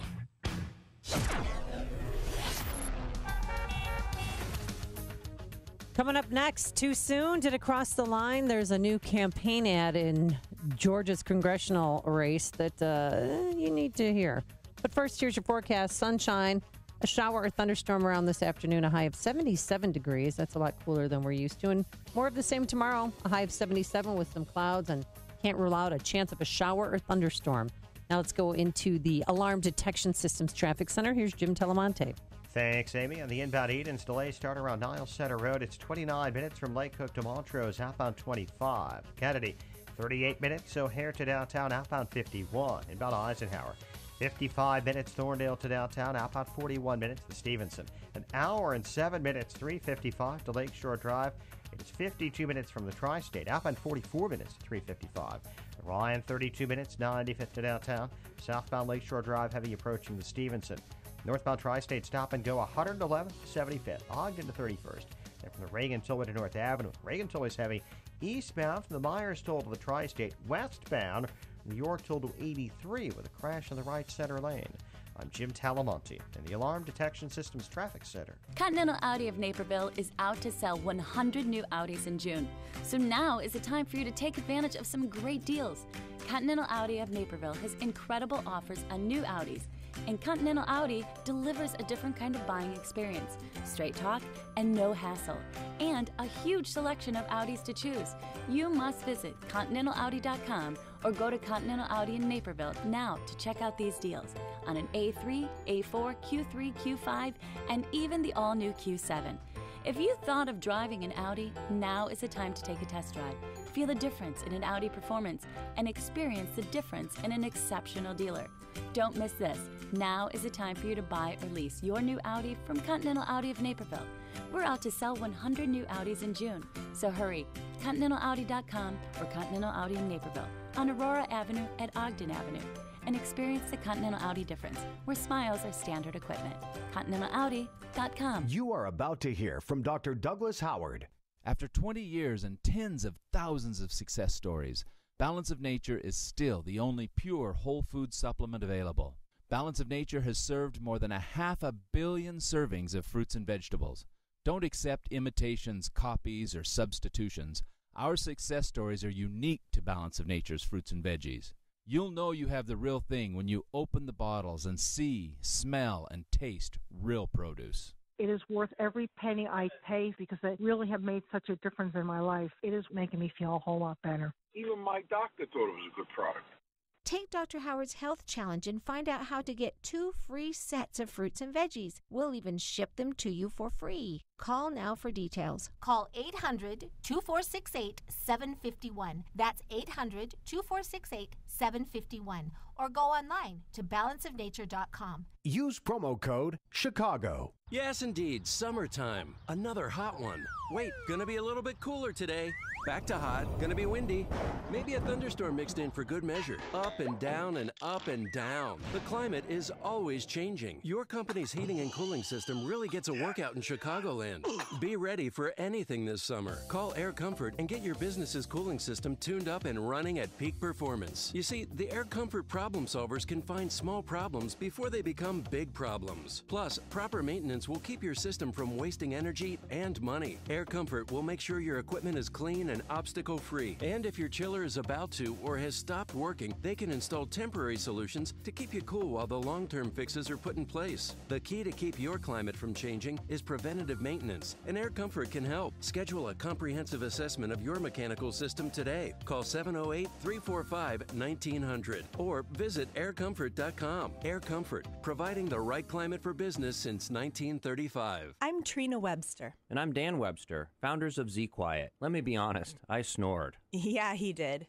Crazy loud. And I was forced to sleep on the couch most nights. Dan tried everything, including surgery, to solve his snoring problem. Nothing worked. So we turned to experts and created a solution that's a total game changer. A mouthpiece called Z Quiet. Not just any mouthpiece, one that gently opens the airway where the snoring happens. In fact, it's based on the same technology as treatments costing thousands of dollars. It allows natural jaw movement so you can talk, breathe normally, and best of all, sleep comfortably without making a sound. And what's really cool is that it couldn't be easier. Just pop it in before you go to sleep to kick snoring out of bed. So you can sleep quiet with Z Quiet. Z Quiet fits both men and women. Try it risk-free for 30 days for just $9.95. Go to getzquiet.com or text SNORE to 91011. Go to getzquiet.com or text SNORE to 91011. As the head of procurement for my company, I was sweating a big deadline and got tired of calling my printer for updates, only to hear excuses. So I heard about McGrath Printing Custom Apparel and gave them a call. I got A+ service and they beat the deadline. McGrath Printing really saved my... I'm a supply chain manager for a Fortune 500 company, and we had $50,000 of product waiting for instruction manuals because our printer couldn't deliver on time. One call to McGrath Printing Custom Apparel, and they saved my... At McGrath Printing Custom Apparel, they've been saving companies for over 35 years. Give them a call at 815-356-5246. That's 815-356-5246. And mention code AM560 and get 20% off your first order. So remember, go to where the pros go. McGrathPrint.com. McGrathPrint.com. AM 560, The Answer. Dan and Amy, so another big special election tomorrow. This for the seat vacated by now HHS Secretary Dr. Tom Price. Yeah, Newt Gingrich's old seat. Right, Georgia, between John Ossoff and Karen Handel. This is, this is $40 million congressional race. The residents of Georgia 6 must be unbelievably sick and tired of both of these candidates. Well, they are, and they're barraged by, robocalls, barraged by campaign ads, and one that came out over the weekend a little too soon. Did it cross the line? Now, this is a Republican super PAC. Karen Handel's denounced it already, but listen to this ad. Now the unhinged left is endorsing and applauding shooting Republicans. When will it stop? It won't if John Ossoff wins on Tuesday, because the same unhinged leftists cheering last week's shooting are all backing John Ossoff. And if he wins, they win. Stop them. Stop them now. Stop John Ossoff. Stop Nancy Pelosi. Vote Karen Handel for Congress. Vote Principled Leadership Project PAC paid for this ad and is solely responsible for its content. And again, pictures like vote for Karen Handel is that you see Scalise on the gurney being taken off the baseball field. So I'm glad she separated herself from that commercial, but I think it's a little too soon and I don't know if any lefties were applauding the shooting of Republicans. Well, they were. I mean, on Twitter. I mean, I'm not talking about necessarily the Democrat Party leadership or anything, but on social media. Yeah, social media. There's no question that there were the examples are legion. In addition to that, I mean, look, I think that ad's a little heavy-handed. I'm not surprised by it, and I wouldn't be. And if the converse were the situation, it would be used by the left. You can be certain of that. That's our politics, where rage is all the rage. Peggy Noonan had a good piece over the weekend about rage being all the rage. Turns out to be a bit dangerous. I think she's right. And speaking of danger, I don't know though. It'll be interesting to see because you have how what happened last week, the shooting last week, impacts this race, which was a statistical dead heat, really for the last 2 weeks and still is. It's going to be very interesting to see what happens there. But don't you think it will go down in history as the most expensive congressional runoff election? I mean, $40 million. That's combined on both sides that they've spent. That's a lot of money for a 500,000 person district, I'll tell you. By the way, Ossoff. Yeah, in his professional background, he spent 5 years as a national security staffer for. Do your research for Hank Johnson. Yeah, and he had security clearance for 5 months, top secret security clearance, and I wonder if he affected his political leanings. He authored the Guam policy. You remember Hank Johnson's Guam policy as provided in his exchange with the commander of the Pacific Fleet, Admiral Bob Willard, had to endure this from Hank Johnson during a congressional hearing. No, this is a island that at its widest level is, 12 miles from shore to shore, and at its smallest level, or smallest location, it's 7 miles between one shore and the other. Is that correct? I don't have the exact dimensions, but to your point, sir, I think Guam is a small island. Yeah. It's a small island, and then, of course, Hank Johnson, that was the setup, right? He was worried about the deploying of more Marines on the island of Guam could result in the island capsizing. I'd take that off my resume if I were Ossoff. Hank Johnson thinks the island of Guam is just floating on top of the water because Hank Johnson is a stone-ass idiot. And don't rock the boat, Dan. John Ossoff, don't rock Guam.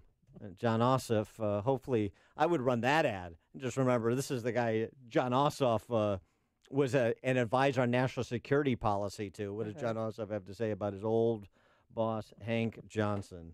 Coming up on Chicago's Morning Answer. We'll discuss the Zucker Brothers movie of a state with State Senator Jim Oberweis, Republican from Aurora, on the, almost eve of special session in the Illinois General Assembly, which starts Wednesday. That's at 7:37. But first, let's go into the newsroom. Here once again is Mike Scott. Amy and Dan in the Nissan of St. Charles newsroom. Here are the stories we're following at this hour. Police in London investigating yet another act of terror, this time after a van plows into a crowd of Muslim worshippers who had just left Sunday night prayers in the Finsbury Park neighborhood. We seen the van speeding up. We thought he's late from work or he just want to catch the traffic light. But suddenly he turned to the mosque side. He didn't turn to us. He should turn to us if he was drunk or something, but he turned to the mosque side. One person pronounced dead at the scene, 10 others were hurt. The likely death toll in last week's London apartment tower fire is now at 779. Police say only 5 have been formally identified. President Trump tweeting that he's under investigation, but his attorneys say no, he is not. There's been no notification of any investigation. Nothing's changed since James Comey said the president was not a target or a subject of investigation. Nothing's changed. Trump team attorney Jay Sekulow on CNN's State of the Union. Pentagon says a U.S. jet shot down a Syrian fighter jet after it attacked U.S. allies fighting ISIS. A statement from the coalition says the encounter started when a town held by Syrian Democratic forces came under attack by pro-Syrian regime fighters. 7 Navy sailors are being mourned. They were killed in a collision between the USS Fitzgerald, a destroyer, and a cargo ship off the coast of Japan. Vice Admiral Joseph Aucoin is leading the investigation. The damage is mostly underneath the waterline, and it's a large gash near the keel of the ship. And so the water flow was tremendous. The body of Xavier Martin and 6 other crewmen were found in the stricken ship after it was taken back to its base. One person is in custody following the death of a 3-year-old girl on Chicago's southwest side.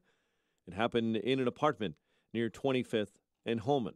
Bond denied for an 18-year-old and 2 other juveniles have been charged with attempted murder in connection with the shooting that wounded 2 girls during a school picnic at a Chicago playground.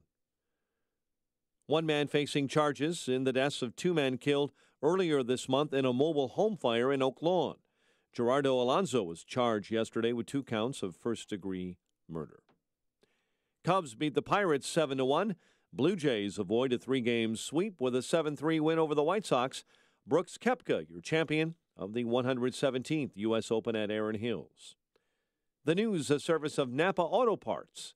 This month at participating Napa Auto Parts stores, the rugged Bluetooth speaker with 20-hour battery life is just $29.99. That's right. Now you can have the freedom to play music wherever you please for just $29.99 while supplies last. 7:34 and a check of traffic and weather on the way next on AM 560. Joe, I love you. You gotta calm down. The Joe Walsh Show. I hardly ever raise my voice on this show. I don't know what the hell you're talking about. I never get excited. I never lose my head. What? Why did we let Kevin get through? I never raise my voice, ever. The Joe Walsh Show. Weeknights starting at 5. Right after Sean Hannity at 2 on AM 560. The Answer. My blood pressure, I think, is just fine. You're the one that gets it done. The person your friends call to see if you can fix it. Brakes? No biggie. Shocks and struts? Simple and straightforward. The catalytic converter heat shield? Come on. If it has wheels, you can make it go. But not having the right part can bring your project to a screeching halt. Problem solved with MyPartsGarage.com. My Parts Garage is not a big box store that needs to wait to get a part in. MyPartsGarage.com is the warehouse that sells wholesale to you. They own the inventory. Your part is always in stock. But wait, there's more. Like free shipping within 24 hours, in-state, next-day delivery, or pick it up today at the warehouse. Right now, MyPartsGarage.com will price match your order, and yes, the shipping is still free. The last thing you need to do is drive fast and furiously to find parts. The average driver in Chicago commutes at least 24 miles per day. People are spending more hours in their car than they do at home. Drivers need you. You need MyPartsGarage.com. Lowest prices guaranteed and free shipping. 7:36. A check of the roads in the Alarm Detection Systems Traffic Center with Jim Talamonte. Thanks, Mike. Inbound Edens delay start around Cicero Avenue, 23 minutes. Lake Cook to Montrose, outbound 28. The Kennedy, 38 minutes. O'Hare to downtown, outbound 51. The Eisenhower's 57 minutes. Thorndale to the post office, 35 from Manheim, outbound 41 to Thorndale. Stevenson, an hour and 7 minutes, 3:55 to the drive. Outbound 44 minutes. Ryan is 32 minutes, 95th to downtown.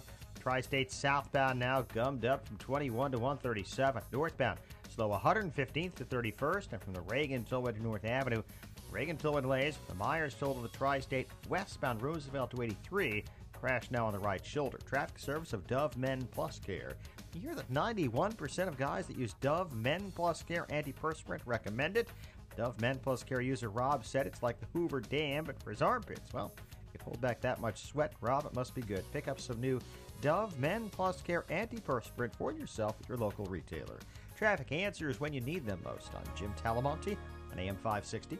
The Answer. Chicago's Morning Answer continues next. Your official Chicagoland weather forecast from the aircomfort.com Weather Center, providing the right climate for business since 1935.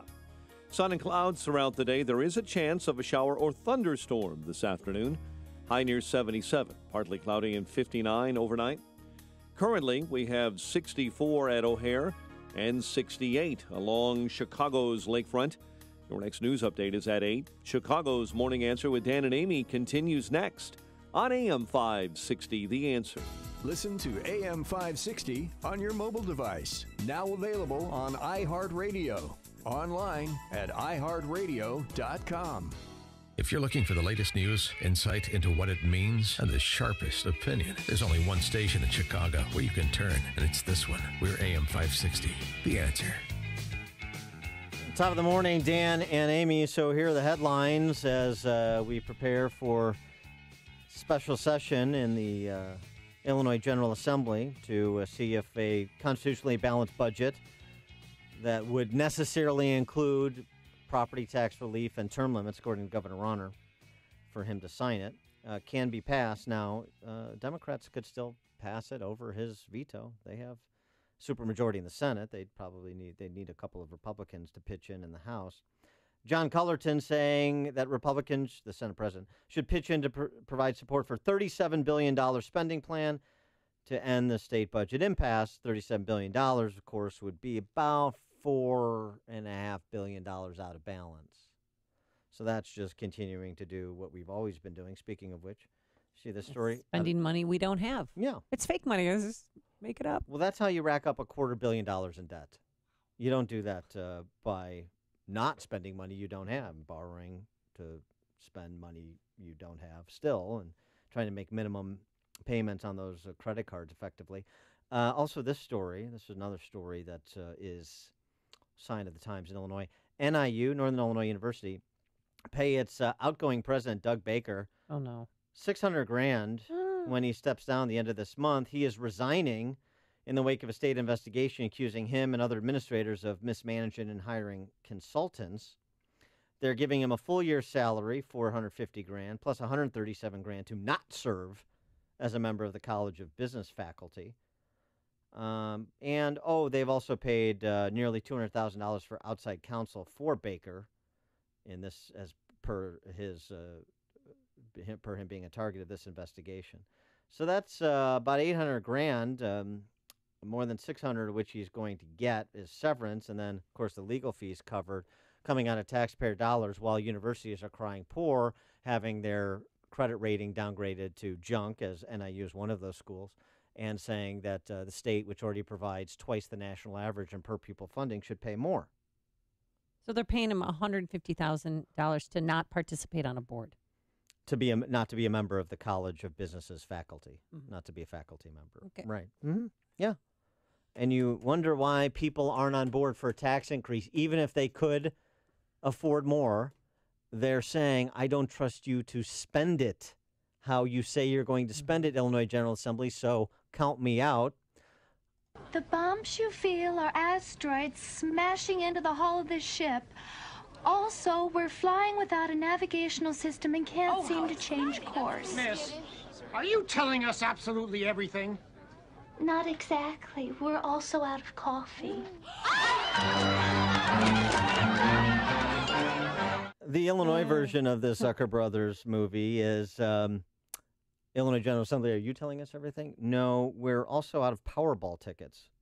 Illinois lottery officials warning that if the General Assembly doesn't pass a budget before the end of this month, they will halt Powerball and Mega Millions ticket sales in this state. Yeah, you just said Powerball for us both, Mega Millions and Powerball. Oh, that's right. That's when people are really going to get their panties in a bunch. Trust me. Exactly. When the gambling industry, that state-run gambling industry is threatened, then we're going to get serious, or are we? For more on all of these dismal topics, we're pleased to be joined by State Senator Jim Oberweis, Republican from Kane County. Jim, thanks for joining us. Appreciate it. Dan and Amy, glad to be with you. So, is there enough ice cream at Oberweis Dairy to perhaps bribe Democrats to pass a constitutionally balanced budget? If there were, we would truck it down to Springfield, but I'm afraid that is not a possibility. All right. So then what do you suggest as the likely or desirable outcome from this 10-day special session? Well, a lot of this depends on Speaker Madigan and what his real game plan is. I felt all along there was no chance that we would pass the budget in May because Madigan, wants Republicans on a tax increase to lessen that as a campaign issue next year. And he's going to have Republicans on there supporting it if it is to overcome a veto or at least a veto threat by the governor. So it all came down all along to what would happen in June. And either Madigan does not want a budget at all, in which case we won't have one, and we'll go into next year's election with the Republicans and the governor claiming we have no tax increase, and that's good, and the Democrats and Madigan claiming we have no budget, and that's bad, and then let voters decide which one of those two lines they prefer. On the other hand, I do think there's about a 50-50 possibility that Madigan wants some type of a budget and will put enough compromise offers out there that the governor will ultimately accept that. And exactly what form that comes in, I don't know. I strongly hope that he holds out for a minimum of property tax reform, or the so-called property tax freeze is not a freeze. Understand, there are exceptions to it. First of all, and secondly, all it says is if you want to increase property taxes, get voter approval. It doesn't mean you can't increase property taxes. Just let the voters vote on it, which I think is absolutely the right thing to do. So I'm certainly supportive of that. I would love to see redistricting reform, and you'd think that would be supported by both Republicans and Democrats. But Mr. Madigan is strongly opposed to that, and he's strongly opposed to term limits. Yeah, I was going to ask you about term limits, but wouldn't they take effect later on at, during the time that he'd want to retire? Who'd want to retire? Mike Madigan. Mike Madigan's not going to retire. Retire from what? Life? That's the only way he's leaving the General Assembly. Well, the key is going to be, of course, if we can elect another 8 Republican representatives in the next election, he will no longer have a majority, and that will be a game changer. But things are bleak. I mean, it is so frustrating to serve in the Illinois Senate right now, where we're outnumbered almost 2-1, 37-22. Republicans just can't do anything. We did propose a balanced budget without a tax increase, but it required very substantial spending cuts, and there's no way that that's going to pass in a Senate and a legislature dominated by the Democrats, and we know that. So if there is a budget that gets passed, I think we have to understand it's going to include an increase in the income tax to 4.95% at least, and some other things that we don't like. We're hoping that it would include significant workman's comp reform, but Madigan has also made it clear there will be no change to causation, which just makes common sense, but that doesn't seem to make any difference in Illinois. But there are some other proposals along the workman's comp line that would certainly be a positive. Yeah, so John Cullerton, the Senate President, the President of your chamber, has made overtures. He's, been reportedly more constructive than Mike Madigan and so on and so forth. But at the end of the day, even if he disagrees with Mike Madigan, I don't really buy his act. I think he's flacking for Madigan. I don't buy his act until he's willing to publicly criticize Mike Madigan for being obstinate on the issue and for really not being interested in a budget, wanting it to go to November of 2018, as you suggested, and making it a referendum for that campaign. So, I mean... let me just say, we have ahead. a little difference of opinion there. Yeah, go ahead. I've gotten to know John Cullerton somewhat, and I do think while he is very different in his view of what should be done, he's not a big fan of reducing spending. But I tend to think he's a fairly honest individual. I think he really does desperately want a budget compromise. I think he is looking at his how people are going to view him in the future, and in fact, I think he's probably near the end of his run as Senate President. He sort of indicated that, which kind of touched off some infighting as to who was going to succeed him, and then he backed up and said, "Oh no, wait, I'm not quitting yet." Well, I mean, that's I mean, okay, fine, and him leaving would be good news. But here's the thing. You just said he's not so keen on cutting spending. Well, that's sort of the whole ball of wax here. And if he's not keen on that, all of his kind of good intentions don't mean much if he's not willing to take the hard stances that are required.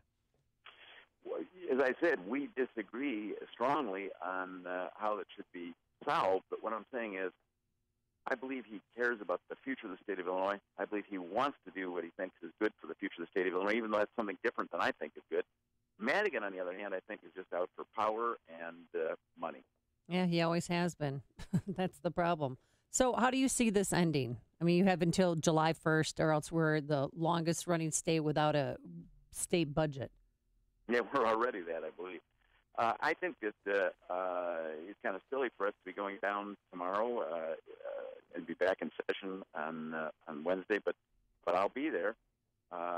Unfortunately, I don't think anything significant will happen until 29th or 30th of June when you get down to the end. And then I'm fairly sure that we'll either cut some type of a stopgap spending measure or agree on some type of budget. And I think there's probably two-thirds the likelihood that we'll have a stopgap budget and one-third that we'll actually have a balanced budget.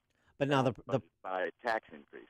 But now the problem with the stopgap, well, there's a couple of problems, starting with the fact that the governor has said he did a stopgap last year. He's not doing a stopgap this year, and I wonder how that will be received, particularly in Republican caucuses, because if he doesn't do a stopgap, then he's essentially committing to the position that roughly half the school districts in the state, if they do open in the fall, they're not going to be able to stay open for more than a couple of months. Is this Rauner trying to kind of force people to reach a deal that includes the one or two items he wants by saying otherwise it's, you've got half the schools not opening? Yeah, that obviously schools not opening would be a game changer. That would force some type of an agreement one way or the other, and I don't know how that would ultimately end up. By the way, let me just mention, I have proposed a tax increase. I propose an increase on the services tax for legal fees. You know, if you think about it, what a great tax increase. It falls on those most able to pay, namely those who are using lawyers. Right. I did it yes. a little bit tongue-in-cheek because I know that Cullerton and Madigan would never even allow or consider something like that. But it'd be a big fundraiser. Yeah. How about proposing to confiscate the wealth of property tax appeals attorneys? That would be popular as well. Exactly. All right. He is State Senator Jim Oberweis.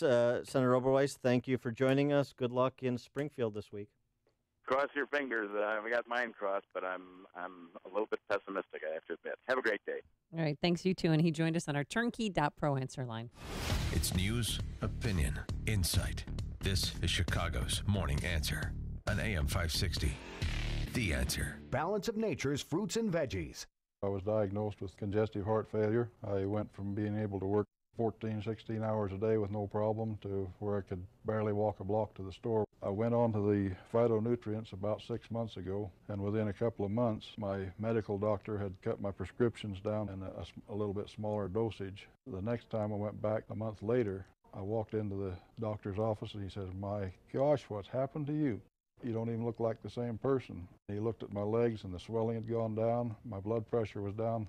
The venous stasis ulcers that I had had on my legs for the last 4 or 5 years because of the poor circulation were all healed, and I'm feeling far better. The new challenge will allow you to receive 2 months of Balance of Nature's fruits and veggies free. And we'll even ship them to you free. Call now for details. Call 1-800-2468-751. or go online to balanceofnature.com. Use promo code Chicago. His eyes darted between the blue wire and then the red wire. Back to the blue, back to the red. A bead of sweat dropped from his brow to his hand, which grasped a pair of pliers. He took a deep breath, steadied himself, and cut both with one swift squeeze of his tool. The boy screamed as the doctor pried the braces from his teeth. If this 20-second performance made you feel something, imagine what an entire Audible book can do. Visit audible.com to start your free 30-day trial.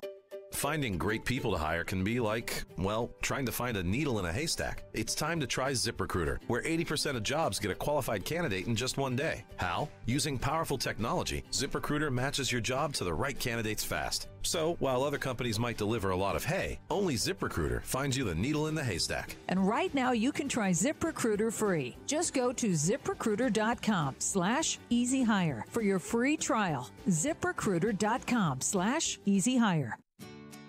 How's that kitchen remodel coming along? I haven't found a reliable contractor and have no idea where to start. What about Home Advisor? Home what? Home Advisor. They match you to pre-screened and top-rated pros for any kind of home project. You can even check pricing and book appointments online. What's the catch? No catch. Home Advisor is completely free to use. Really? I'll check it out. Go to HomeAdvisor.com or download the free app. Home Advisor. Looking for a fun summer vacation idea? Charlottesville in Albemarle County, Virginia is a short and easy trip with daily nonstop flights on 2 airlines from O'Hare. Tour the homes of former presidents Jefferson, Monroe, and Madison. Sip wine at one of the area's 30-plus wineries. Take a hike in Shenandoah National Park. Dine al fresco at one of the many farm-to-table restaurants, or stroll down one of the longest pedestrian malls in the country. Plan your trip today at visitcharlottesville.org. Signature Bank is Chicago's fastest-growing independently owned business bank. It's a bank where relationships still matter. Signature Bank knows your name and your story. I'm Dan Proft, and I know this because Signature Bank is my business bank. Hi, I'm Dave Geiselhart, president and owner of Home Trust Mortgage and customer of Signature Bank. When the large banks turned away from the mortgage lending industry during the financial crisis, I turned to locally owned Signature Bank. Signature Bank stepped in and helped me expand our business at a time when the larger banks wouldn't. Today, I'm proud to say Home Trust Mortgage has been able to expand our business in Illinois and the Great Lakes region. We couldn't have done that without the help of Signature Bank. Signature Bank truly helps Chicago businesses like mine grow and thrive. That's why we also became personal customers and shareholders of Signature Bank, Chicago's business bank. Signature Bank is looking for their next success story. Learn more about turning your business vision into reality. Visit signature-bank.com. Signature Bank, helping local businesses succeed. Member FDIC, Equal Housing Lender. Are you behind in your mortgage, facing foreclosure, being given the runaround on a loan modification application by some bank or servicer? Well, you're not alone, but I may be able to help you. My name is Lou Bridges. I'm with the law firm of Lou Bridges & Associates. We've put together a team to help distressed homeowners like you. Give us a call. We give everyone who's eligible a free consultation. I guarantee you it will not be a sales pitch. We will give you our honest analysis, counsel, recommendations, and advice regarding your options. We are experts in doing loan modifications successfully. We know the regs. We understand the process. Most importantly, we don't take no for an answer. We fight. We are prepared, and we win. We save houses. We make houses affordable. So if you want to keep your house affordable, contact us. Go to bridgeslaw.net or call 224-513-1231. That's 224-513-1231. Remember, people, never give up the land. Fight for truth and justice. You do that, and I guarantee you'll never be alone. Folks, when shopping for a home mortgage, how much is great service, low closing costs, and competitive interest rates worth to you? At Townstone Financial, it's priceless. Hi, Barry Sterner, founder of Townstone Financial. Let's hear about the Townstone experience from one of our customers. You're making a big commitment, and having people like you guys on our side really eased all that tension that we had. I have friends that are in the process of looking at homes and, trying to get their feet wet with, just getting into the real estate market. And I've already, given your guys' name out. Absolutely. You guys are hands down one of the best companies I've ever dealt with. You guys are top-notch excellent. Remember, nobody values your home mortgage business more than Townstone. I guarantee it, and I own the company. So call me now, Barry Sterner, at 312-896-2110. That's 312-896-2110. 7110 or go to townstone.com. That's TOWNSTONE.com. Townstone Financials, Indiana, Michigan, Wisconsin, Florida, Illinois, mortgage licensee 6629 and NMLS 136639, equal housing lender. Message and data rates may apply. Would you rather get your degree from one of the most innovative online universities in the country or one of the nation's most affordable?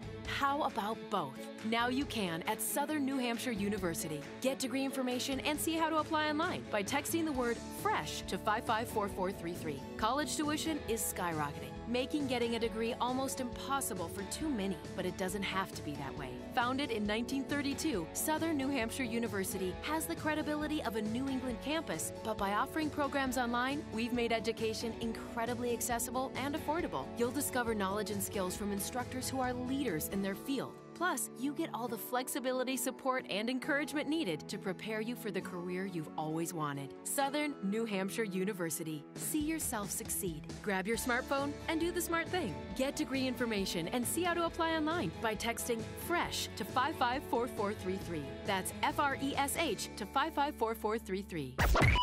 AM 560, The Answer. Dan and Amy coming to a state near you, perhaps Illinois. Yeah, there's been a change. There's a new, gender identity for a driver's license? In Oregon, there is. Becomes the first state to allow residents to identify as non-binary for their gender on their driver's license and driver's licenses and ID cards. That's beginning July 1st. Mr. Prof, what's non-binary again? Neither male or female. Oh, you're just... We're not in that binary. You have to choose male or female. Here's the problem with that. I think that's too generic for all of the other gender identities that should be treated with the same specificity as male-female. I know you feel that way, too. I think Oregon and other states should adopt the Wesleyan University housing nomenclature, where Wesleyan University, this is in Connecticut, Tony Liberal Arts School, they have LGBTQQFAGPBDSM housing, and those at least should be the options on the driver's license, don't you think? Of course, I'm talking about lesbian, gay, bisexual, transgender, transsexual, queer, questioning, flexual, got to have flexual, asexual, reproduced by spudding or borers, I guess. Spores or budding, I should say. Well, I know some people who are asexual.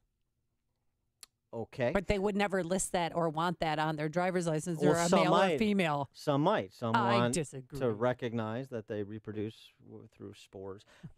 Gender F, polyamorous, bondage, dominance, sadism, because it's sexual identity as part of your gender. It's all wrapped up. And so the lack of specificity in Oregon, the lack of more than a third choice, I find discriminatory.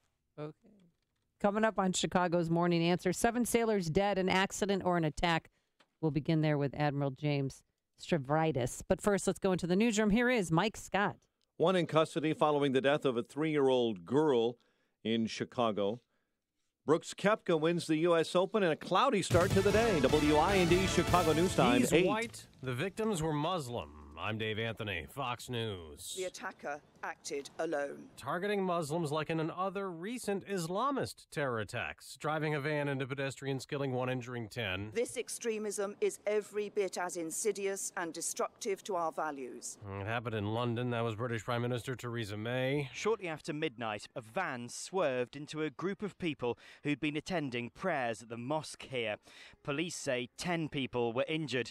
Hassan, who worships at another mosque nearby, says it was a soft target, like other recent attacks in Europe. You know, where people socialize, restaurants, pavements, concerts. These places now are the targets, and now it's not just to non-Muslims now. If the motive is confirmed as terrorism, it would be the 4th attack in Britain since March. In Finsbury Park in London, Simon Owen, Fox News. The day after a U.S. warplane shot down a Syrian regime fighter jet. Condemnation from Russia, which also says it will now treat U.S. coalition planes as targets. The shootdown came after the Syrian jet dropped bombs near U.S.-backed rebel forces. President Trump's lawyer again insists they're not aware of him being under investigation. Fox's John Decker live at the White House. Days after President Trump tweeted that he's under investigation as part of the Russian meddling probe by the special counsel, one of his lawyers, Jay Sekulow, reiterating on Fox News that he has no knowledge of the president being the target of a federal probe. have you been notified of an investigation? And the answer, as I said yesterday, is no. Meanwhile, Fox News has confirmed that Jared Kushner, the president's close advisor and son-in-law under scrutiny for his financial dealings, is considering shaking up his legal team because of a conflict. Kushner's current lawyer, Jamie Gorelick, was a law partner with Robert Mueller before he was named special counsel. Dave? You're listening to Fox News. Fair and balanced.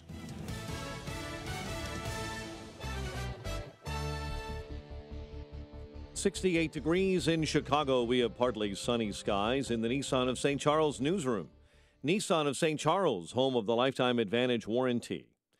One person is in custody following the death of a 3-year-old girl on Chicago's southwest side. Authorities say Jessbelle Allman was found not breathing yesterday inside an apartment near 25th and Holman. The child pronounced dead at the scene. Her death now ruled a homicide after an autopsy determined she died of multiple injuries. Authorities say charges are pending against 4 people allegedly involved in a 5-hour standoff in Aurora. The suspects, 2 men and 2 women, all in their 20s. The women were taken into custody Sunday. They're at Aurora Police Department, the Aurora Police Department lockup. The men are under police guard. Authorities allege the standoff began with a burglary gone wrong around 6 p.m. on Saturday. Bond denied for an 18-year-old. And 2 other juveniles have been charged with attempted murder in connection with a shooting that wounded 2 girls during a school picnic at a Chicago playground. A 7-year-old girl was shot in the leg. A 13-year-old girl shot in the hand outside Warren Elementary School on Friday. Lake County offering a break to motorists who let the deadline to pay their traffic tickets slip. Those who've received parking tickets are being given the chance to settle up for the original cost of the ticket. Daily Herald says between July 17 and 21, the county will forgive any collection fees or interest that may have accrued on those unpaid tickets for those who pay up. Pirates beaten by the Cubs 7-1. Blue Jays over the White Sox 7-3. Brooks Koepka, your champion at Erin Hills of the 117th U.S. Open. The news, a service of Discover Student Loans. Figuring out how to cover college costs? Discover Student Loans is one of the top private student loan lenders in the country with great rates, 0 fees, plus students can earn a cash reward for their good grades. Visit discoverstudentloans.com to apply now. Limitations apply. 8:04, time for the AM 560 Business Beat. From the Fox Business Network and a service of Turnkey.pro, here's Jenny Casola. From the Fox Business Network, Boeing has unveiled a new jet at the Paris Air Show. The 737 MAX 10 will carry up to 230 passengers and will have the lowest operating costs of any single-aisle plane ever produced. Boeing says it already has more than 240 orders for the new plane from 10 customers. General Electric is stepping up its aircraft leasing business. The Wall Street Journal says GE will order more jets from Airbus and Boeing at this week's Paris Air Show. There's another potential buyer for the Joe's Crab Shack chain, which filed for bankruptcy. Nation's Restaurant News says Tillman Fertitta, who owns the Landry's chain, is offering to pay $55 million for Ignite, the parent company of Joe's, Fox and Hound, and Champs. The Dow closed up 24 on Friday. NASDAQ dropped 13. The S&P was up a point. With the Fox Business Report, I'm Jenny Cosola.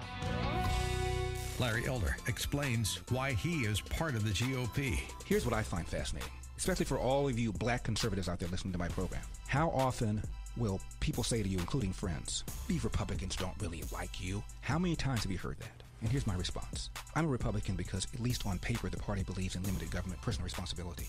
This is a party of growth and prosperity. That's why I'm a Republican. The Larry Elder Show. Weeknights at 7, right before Jay Sekulow at 9 on AM 560. The Answer. When you're hiring for a growing business, you don't need lots of candidates. You need the right candidates. You need Indeed.com. With an algorithm that positions your job post where quality candidates are and screener questions that help you zero in on the best talent. Indeed.com, the site proven through an independent study to deliver 5 times more hires than any other. New users claim your $50 credit for a sponsored job at Indeed.com/credit. Indeed, the world's #1 job site.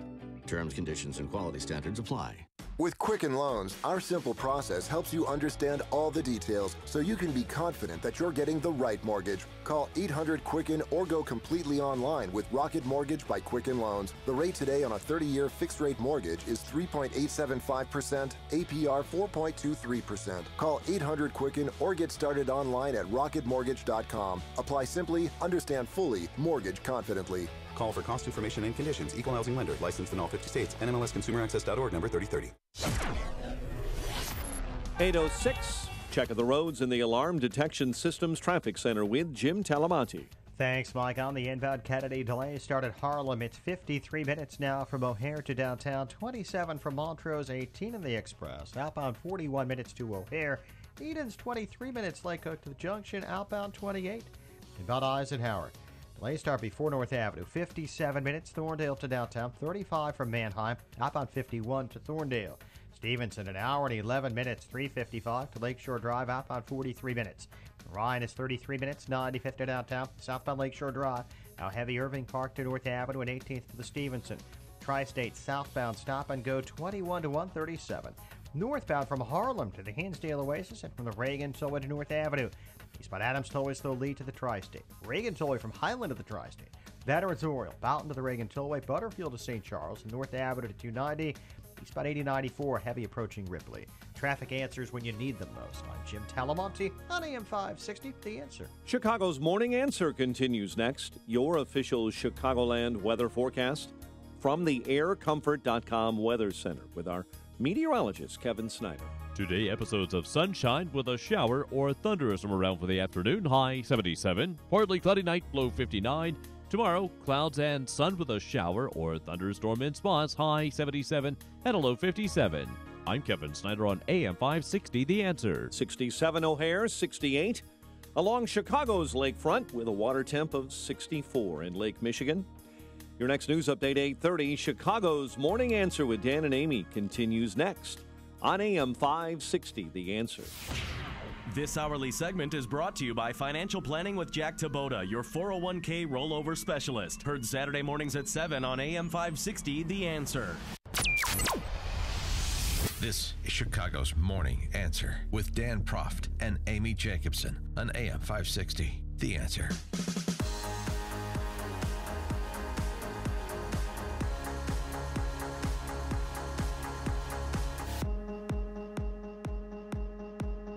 Good morning, Dan and Amy. So the 7 sailors that were killed, 7 American sailors killed in that collision between the USS Fitzgerald, a Navy destroyer, and a Japanese cargo ship have been identified. They were identified yesterday. It's a very curious incident.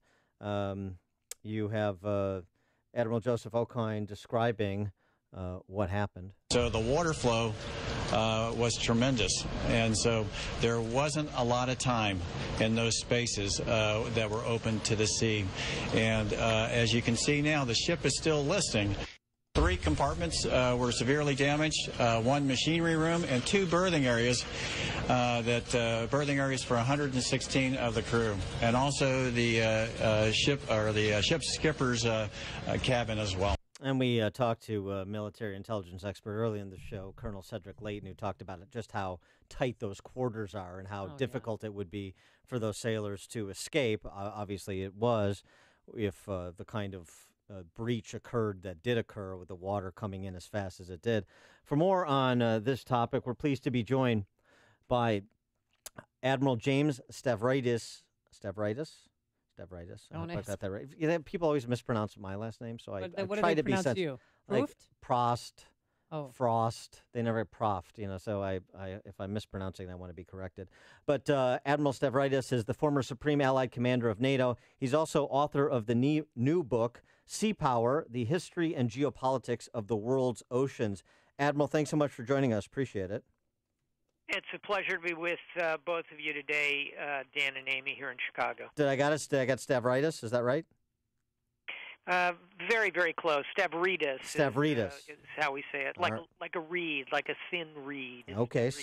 Admiral Stavridis. Got it. And Sea Power: The History and Geopolitics of the World's Oceans is your new book. Why don't we start in the Sea of Japan? And How should we understand how the USS Fitzgerald was not able, with all of the equipment it has, the radar and the detection systems, how you could have a slow-moving cargo ship hit it like it did, causing so much damage and death? Yeah, you were just doing the traffic report here on the station. Think of it as kind of a 16-lane highway. The traffic's moving both ways. In relative terms to ships, it's actually moving at fairly high speed. And the difference is at sea, Dan, is that there really are no lanes. It's just an open field, if you will. So the ships move in and out. My guess is what happened here is that tanker, which was ahead of the Navy ship, moving in the same direction, it appears that it suddenly reversed course. We don't know why. The investigation will tell us. And you'd actually have very little time to react, just like you would if a car in front of you on the freeway suddenly turned around and was coming back at you. Not a lot of reaction time. I do want to underline the heroic work of the crew in saving that ship. It easily could have sunk. Oh, could have sunk easily, yes. But quickly, the cargo ship, 30,000 tons, owned by a company out of the Philippines. Do you see this as an attack, or was this an accident, or is it too soon to tell? I think it's too soon to tell. To me, it looks like a tragic accident more than any kind of deliberate activity. But these are huge ships. Think of this as kind of two buildings colliding out there. The tanker was 3 times the size of the Navy ship. And by the way, I commanded the sister ship to USS Fitzgerald, identical in every regard. And to see that tanker crush in the side of it right where the captain's cabin is, it deprived the ship of the captain's leadership at a critical moment. I think that's, again, speaks to the heroic efforts of this crew to save the ship. And this is, I don't want to be Monday morning quarterbacking here, but just for, us non-seafaring folk, if you were in that situation, since you've commanded the sister ship, if you were in that situation and and assuming that they understood what the cargo ship had done, was there any evasive action that they could have taken, any communication that would be going on to avoid the collision that occurred? In those last few seconds, as you're on the bridge of the destroyer and you finally see that those lights are actually coming at you after having been going away from you all evening, or suddenly headed at you, you have a very brief period of time. You have a radio that all ships are up on, a circuit you can call. You can flash your lights at the ship. You're going to bring all your engines online, and you're going to throw your rudder over hard, and I'm sure they did all those things, but unfortunately they reacted too late, and this is what the investigation is going to unpackage for us. And the USS Fitzgerald, their mission there is to, intercept any missiles shot by North Korea, correct?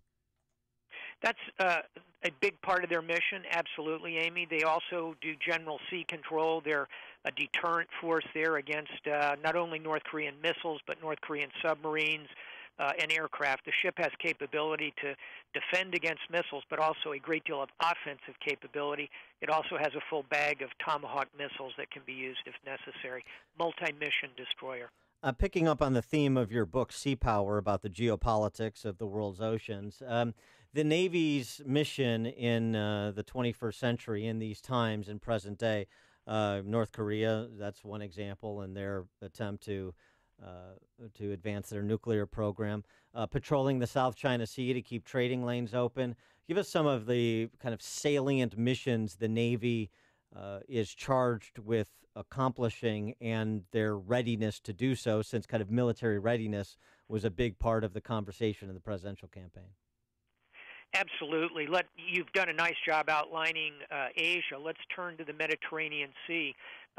You might have read about the Syrian jet that was shot down by a U.S. fighter. That was a Navy fighter that was operating off the carrier George W. Bush in the eastern Mediterranean. Our sea power in the Mediterranean, the Black Sea, is there to deter Russia, to punish Syria, to deter Iran. So a great deal of activity around the Middle East is maritime. And then thirdly, let's go up north and look at the Arctic, where Russia is building icebreakers, expanding their military operations. Our cruisers, destroyers, and our submarines in particular up there are real deterrent against further Russian adventurism. In terms of the fleet, It's too small. The Obama administration allowed it to atrophy. We're down to 275 ships. Under President Reagan, we had 600. Ooh. In the Cold War, we had nearly 1,000. We're down to 275. Trump administration correctly has pledged to build that up to an appropriate minimum number, which would probably be about 350. So we've got some work to do to recover. And just up north, like the Arctic Circle, you got to make sure that you can provide crabbing lanes for all the deadliest catch guys, too, when I want to make sure that show stays on the air. Yeah, it is a great show, and that's actually a pretty serious point. We're seeing a great deal of competition, geopolitical competition between countries about fish stocks. China is extremely aggressive in pushing many of our allies and edging toward U.S. waters in that regard. So the deadliest catch, they may need to arm those ships. Do you have confidence in President Trump to build up the number of fleets, to go back to the Reagan era of 600? I do. I think they are led by Secretary of Defense, former General Jim Mattis, close personal friend of mine, a bit older than I am, but someone I've known throughout my career. He's got the right sight picture. I think 350 is probably the number. The difference is that the ships are more capable today, so you don't have to have that full bag of 600. If we had 350, we could cover the globe very effectively.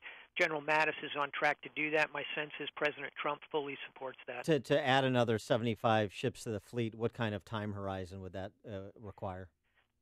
I think it'll take us 7 to 10 years to do that. It takes a long time to build ships. Right. But the good news is we still have an advantage over Russia and China. The bad news is they are building also. Russia will add 100 ships over the next 3 years. So we've got to get on this, and I talk about that a fair amount in the book, Sea Power. He is Admiral James Stavridis. He is a former Supreme Allied Commander of NATO. The book, as you just mentioned, Sea Power, The History and Geopolitics of the World's Oceans. Admiral, thanks so much for joining us. Good luck with the book. Thanks a lot, Dan and Amy. And he joined us on our turnkey.pro answer line. The more you listen, the more you'll know. This is Chicago's Morning Answer. Morning Answer on AM 560. The Answer.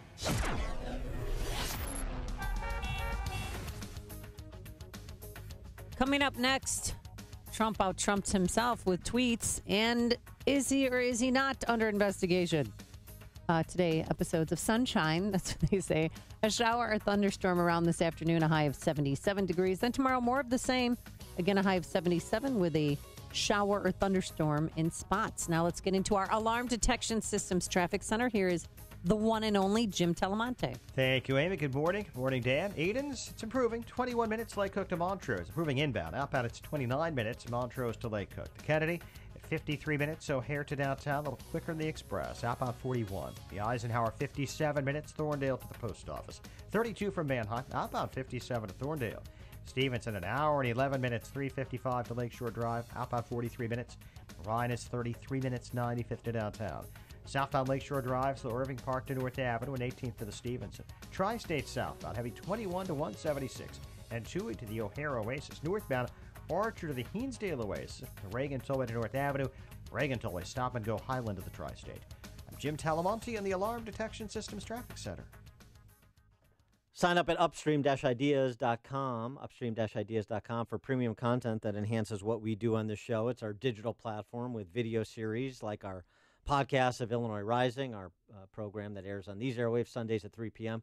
with Illinois Policy Institute, where we cover state policy and politics, Man on the Street interviews in our Follow the Logic series, long-form interviews with opinion leaders and policymakers in our Against the Current offering, as well as a new series we've just launched, Heart of the Matter, where you have women discussing the pressing issues of the day, colleague to colleague. It's all at upstream-ideas.com. All Nissans are created equal. It's Nissan of St. Charles that makes the difference. At Nissan of St. Charles, we go the extra mile to make sure your happiness lasts as long as you own your vehicle. Every new Nissan or used vehicle we sell comes with our exclusive Lifetime Advantage warranty. So when you get your new Nissan at Nissan of St. Charles, you'll drive with peace of mind knowing it's backed by our exclusive warranty that lasts the lifetime of your vehicle. Be sure to ask about our Lifetime Tire program. And this month only, Nissan of St. Charles is giving away a brand new Nissan Sentra. That's a new 2017 Nissan Sentra. Just visit Nissan of St. Charles by June 24th and register for our giveaway. Or visit nissanofstcharles.com for complete details. Nissan of St. Charles, located on North Avenue in the heart of St. Charles. Or visit us online at nissanofstcharles.com. Nissan of St. Charles. Experience the difference. You're the one that gets it done. The person your friends call to see if you can fix it. Brakes? No biggie. Shocks and struts? Simple and straightforward. The catalytic converter heat shield? Come on. If it has wheels, you can make it go. But not having the right part can bring your project to a screeching halt. Problem solved with MyPartsGarage.com. My Parts Garage is not a big box store that needs to wait to get a part in. MyPartsGarage.com is the warehouse that sells wholesale to you. They own the inventory. Your part is always in stock. But wait, there's more. Like free shipping within 24 hours, in-state, next-day delivery, or pick it up today at the warehouse. Right now, MyPartsGarage.com will price match your order, and yes, the shipping is still free. The last thing you need to do is drive fast and furiously to find parts. The average driver in Chicago commutes at least 24 miles per day. People are spending more hours in their car than they do at home. Drivers need you. You need MyPartsGarage.com. Lowest prices guaranteed and free shipping. You are about to hear from Dr. Douglas Howard. After 20 years and tens of thousands of success stories, Balance of Nature is still the only pure whole food supplement available. Balance of Nature has served more than 500 million servings of fruits and vegetables. Don't accept imitations, copies, or substitutions. Our success stories are unique to Balance of Nature's fruits and veggies. You'll know you have the real thing when you open the bottles and see, smell, and taste real produce. It is worth every penny I pay because they really have made such a difference in my life. It is making me feel a whole lot better. Even my doctor thought it was a good product. Take Dr. Howard's Health Challenge and find out how to get 2 free sets of fruits and veggies. We'll even ship them to you for free. Call now for details. Call 800-2468-751. That's 800-2468-751. Or go online to balanceofnature.com. Use promo code Chicago. AM 560, The Answer. You want more than just the headlines? Find out what's going on and what it means with me, Dennis Prager, this morning at 11, right here on AM 560, The Answer. Dan and Amy, so Trump tweets on Friday in response to the Washington Post story citing anonymous sources that he is under investigation as part of Special Counsel Mueller's investigation as he's staffing up attorneys. And that requires then our friend Jay Sekulow, one of Trump's attorneys, part of his legal team, to spend all of Father's Day doing the rounds on the Sunday talkies, disputing that or clarifying it. And he started with Jake Tapper, where he said nothing has changed pre-Comey testimony, post-Comey testimony. The president, as far as they know, is not under investigation. Let me be clear, the president's not under investigation. As James Comey said in his testimony, that the president was not the target of an investigation on 3 different occasions. The president is not a subject or target of an investigation. That tweet was in response to a Washington Post story that ran with 5 unnamed sources without identifying the agencies they represented, saying that the special counsel had broadened out his investigation to include the president. We've had no indication of that. The president was responding to that particular statement from the Washington Post, again, with 5 anonymous sources. Right. And again, without even identifying the agency. So, no, the president's not under investigation, has not been. And just on the issue of anonymous sources, Rod Rosenstein issued a statement about that, saying Americans should exercise caution before accepting as true any stories attributed to anonymous officials, particularly when they do not identify the country, let alone the branch or agency of government with which the alleged sources supposedly are affiliated. Americans should be skeptical about anonymous allegations. The DOJ has a long-established policy to neither confirm nor deny such allegations, including allegations beyond Trump being under investigation to Kushner's business dealings are part of the investigation. Money laundering alleged. I mean, it's just crazy. To Rod Rosenstein himself potentially recusing himself from overseeing the investigation. Yeah, we talked about that on Friday about how, I mean, it was an unprecedented move, I think, on Rosenstein's part, but He did it. And Jay Sekulow went on to be on with Chris Wallace. And then I don't know if he stepped in it here or maybe the message got muddied, but he said that Trump is under investigation. The president takes action based on numerous events, including recommendations from his attorney general and the deputy attorney general's office. He takes the action that they also, by the way, recommended, and now he's being investigated by the Department of Justice. He's being investigated for taking the action that the attorney general and deputy attorney general recommended him to take. You've now said that he is being investigated after saying that you didn't. No. You just said, he's sir, not being investigated. you just said that he's being investigated. No, Chris, I said that anything. Let me be crystal clear so you completely understand. We have not received nor are we aware of any investigation of the President of the United States. Sir, you just said 2 times that he's being investigated. And then Sekulow went on to explain to, I don't know if he was being purposely obtuse or to try and be provocative, or he's just a little slow on the uptake. I'm talking about Chris Wallace. That he was explaining the mindset Trump had in tweeting what he tweeted, responding to the Washington Post article when he said, I'm being investigated by the by the people who recommended I fire Comey for firing Comey, effectively is what he said, what he tweeted. Now, it is imprecise, and it created all this unnecessary drama and back and forth for 72 hours. This is Trump undermining his presidency 140 characters at a time. But ABC News even essentially confirmed Sekulow's version of events, reporting last night that Mueller has not, according, again, to anonymous sources, so here we go, but Mueller has not decided yet whether or not to include Trump in his investigation. So that is a pending issue, according to ABC. Sekulow has not been notified that the president is under investigation, which he repeated ad nauseum. And a fun question from Jake Tapper with respect to this confusion.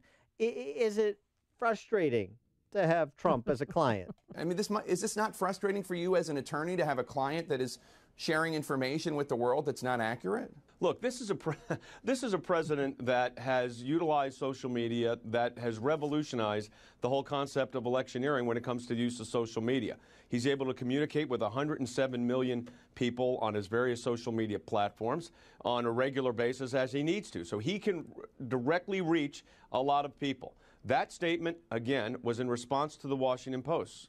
That's not a no, but it's a very good lawyerly answer. One other thing on Mueller, just because because politics has just become there's no standard. If somebody's doing my bidding, then I like them. If they're not, then I don't like them. They go from a paragon of virtue and integrity in one moment to an enemy of the state in the next. So we've played this game with Jim Comey as a political football. Wall Street Journal had a good op-ed on Mueller over the weekend where they reminded us how Mueller resisted direction from the White House in 2006 after he sent agents with a warrant to search then-Democrat Rep. William Jefferson's congressional office on a Saturday night without seeking legislative branch permission.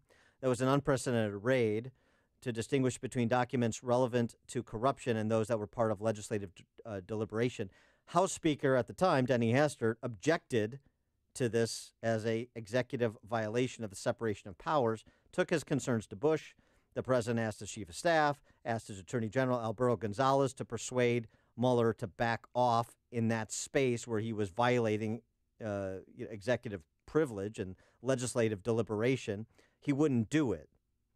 So this is to protect a Democrat member of Congress subsequently convicted of having $90,000 in his freezer. Right. So just understand, when you see some people step over the line, when you say, I cheer him for stepping over the line because he's going after somebody I want to see taken down, you're setting a precedent that opens going across the line perhaps someday for somebody you like. And that's essentially the point of the Wall Street Journal op-ed. It showed bad judgment. He shares some of that habit with Jim Comey, where they think they are the law. And that is of concern as this investigation goes forward in whichever direction and whichever form that it takes. Coming up on Chicago's Morning Answer, the president of Evergreen State University doesn't know whether he's a white supremacist. We'll try and help him answer that question at 8:38. But first, let's go into the newsroom. Here's Mike Scott. In Chicago, we have mostly cloudy skies, 67 degrees. On AM 560, The Answer. Good morning, everyone. I'm Mike Scott in the Nissan of St. Charles newsroom. Nissan of St. Charles, home of the Lifetime Advantage warranty. Britain's Prime Minister renewing her call for a crackdown on extremism. Theresa May spoke after chairing an emergency meeting on an attack early this morning on Muslim worshippers in London. Our country woke to news of another terrorist attack on the streets of our capital city, the second this month, and every bit as sickening as those which have come before. May speaking in front of number 10 Downing Street. One person is dead. 10 others are hurt, 8 of those seriously after someone drove a van into a group of people leaving a mosque. Russia now says it will shoot down anything that flies over parts of Syria where it is operating. The announcement comes after a U.S. warplane shot down a Syrian fighter jet that dropped bombs near forces backed by Washington. Extreme weather may impact flights in and out of Phoenix's Sky Harbor International Airport today, even though the forecast calls for bright sunshine. Here's why. High temperatures will approach 120 degrees, and American Airlines is allowing passengers to make free changes if they're scheduled to arrive or depart between 3 and 6 p.m., the hottest part of the day. Extreme heat will affect things like speed and runway length needed for takeoff. One person is in custody following the death of a 3-year-old girl on Chicago's southwest side. Chicago police continue their investigation into the death of Jessipel Allman, found not breathing yesterday inside an apartment near 25th and Homan. The FBI now offering a reward of up to $10,000 that will help locate a visiting scholar, they hope, from China who disappeared from the University of Illinois. 26-year-old Yingying Zhang was about a month into a year-long appointment to the university when she disappeared on June 9. Cubs beat the Pirates at PNC 7-1, while the Blue Jays avoid a 3-game sweep with a 7-3 win over the White Sox in Toronto. The news, a service of Discover Student Loans. Figuring out how to cover college costs, Discover Student Loans, one of the top private student loan lenders in the country with great rates, 0 fees, plus students can earn a cash reward for their good grades. Visit discoverstudentloans.com to apply today. Limitations apply. 8:33 and a check of traffic and weather on the way next on AM 560. Trust CLR, celebrating 50 years of making quick work of tough jobs. Find them on Facebook to find out how you can win tickets to an anniversary concert with the band Chicago. If you have pain, listen up, Dennis Prager here. You don't need to live in pain. Let me repeat that. You don't have to live in pain. Chronic pain is the worst, whether it's from an accident or pain that just develops. So Chicagoland, you're in luck. Dr. Ken Candido is one of the nation's most respected and successful pain doctors. He's been voted one of Chicago's best pain doctors several times. Bottom line, he's the pain doctor you need. Dr. Candido of Chicago Anesthesia and Pain Specialists will help you get off pain medication and all of its side effects. How? By finding the source of your chronic pain and fixing it. This is Ken Candido of Chicago Anesthesia Pain Specialists. Let's make you pain-free. Call Dr. Ken Candido and make an appointment with a cutting-edge, respected, and successful pain physician. Go to mypainchicago.com. That's mypainchicago.com. Thousands have been helped with their chronic pain, and you can be the next one. Get the phone number and all the info you need at mypainchicago.com. Hey, you've heard how Automated Systems excels at assisting companies with systems integration and FDA compliance, but they're also a staffing leader. They supply handpicked elite leadership, subject matter experts, and proven technical professionals in engineering, quality control, and FDA compliance to support the life sciences field in executing mission-critical projects. ASI provides highly specialized pros to deliver projects on time and budget. Don't pay a lot more to a big consulting firm, and don't trust the big temp agencies to supply the talent you need. Call Laz, my friend Laz at Automated Systems, when failure isn't an option. ASI is retained by all of Chicagoland's Fortune 500 life sciences companies, from big pharma to startups, and excel through a culture of excellence in execution. For a staffing, compliance, or automation evaluation, call Laz now at Automated Systems at 844-HIRE-ASI or visit AutomatedSYS.com. That's 844-HIRE-ASI or automatedsys.com. 8:36. Let's get an update on the roads in the Alarm Detection Systems Traffic Center with Jim Talamonte. Thanks, Mike. Inbound I-57 is jammed 111th to 103rd with a crash in the right lane. It's 35 minutes, I-80 to the merge, Bishop Ford to 17. Eden's 21 minutes, Lake Cook to Montrose, outbound 29 to Kennedy. 40 minutes, O'Hare to downtown, 25 from Montrose, 24 the Express, outbound 35 to the airport. Inbound Eisenhower, 57 minutes, Thorndale to the post office, 32 from Manheim, and outbound 57 to Thorndale. Stevenson, 58 minutes, 355 to Lakeshore Drive, outbound 38. The Ryan, 33 minutes, 95 to downtown. Tri-State southbound, though 176 to 60, and 2 to the O'Hare Oasis. Northbound from Archer to the Hinsdale Oasis, up from the Reagan-Tollway to North Avenue. Reagan-Tollway still heavy Highland of the Tri-State. Veterans Memorial from Boughton to the Reagan-Tollway, then it's jammed North Avenue to 290. Traffic answers when you need them most. I'm Jim Talamonte, AM 560, The Answer. Chicago's Morning Answer continues next. Your official Chicagoland weather forecast from the aircomfort.com Weather Center, providing the right climate for business since 1935. Sun and clouds this morning, maybe a chance of a thunderstorm this afternoon, high 77.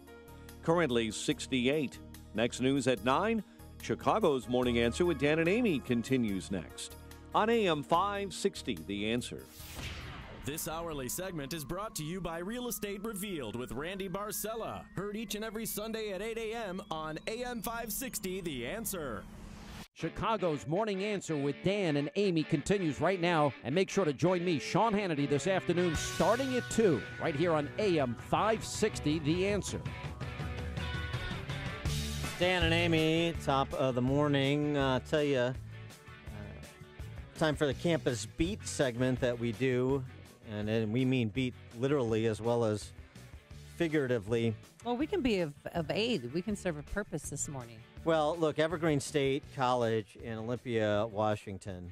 This is really, really something. This is for those who think that, you know, these free speech imbroglios on college campuses, the one-off professor being attacked, the one-off riot at Berkeley.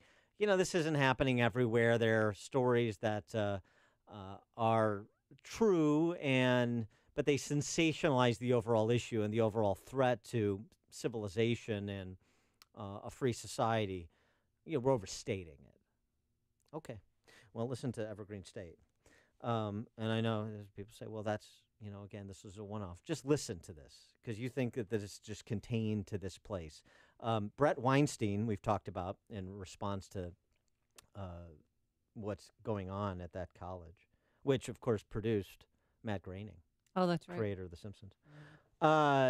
So Vice News did a report on Evergreen State, Vice News and HBO.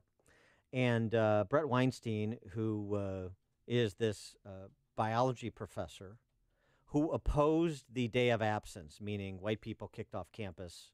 If you're not a person of color, you're not welcome on campus that day of absence from white privilege. So that's right. All white people.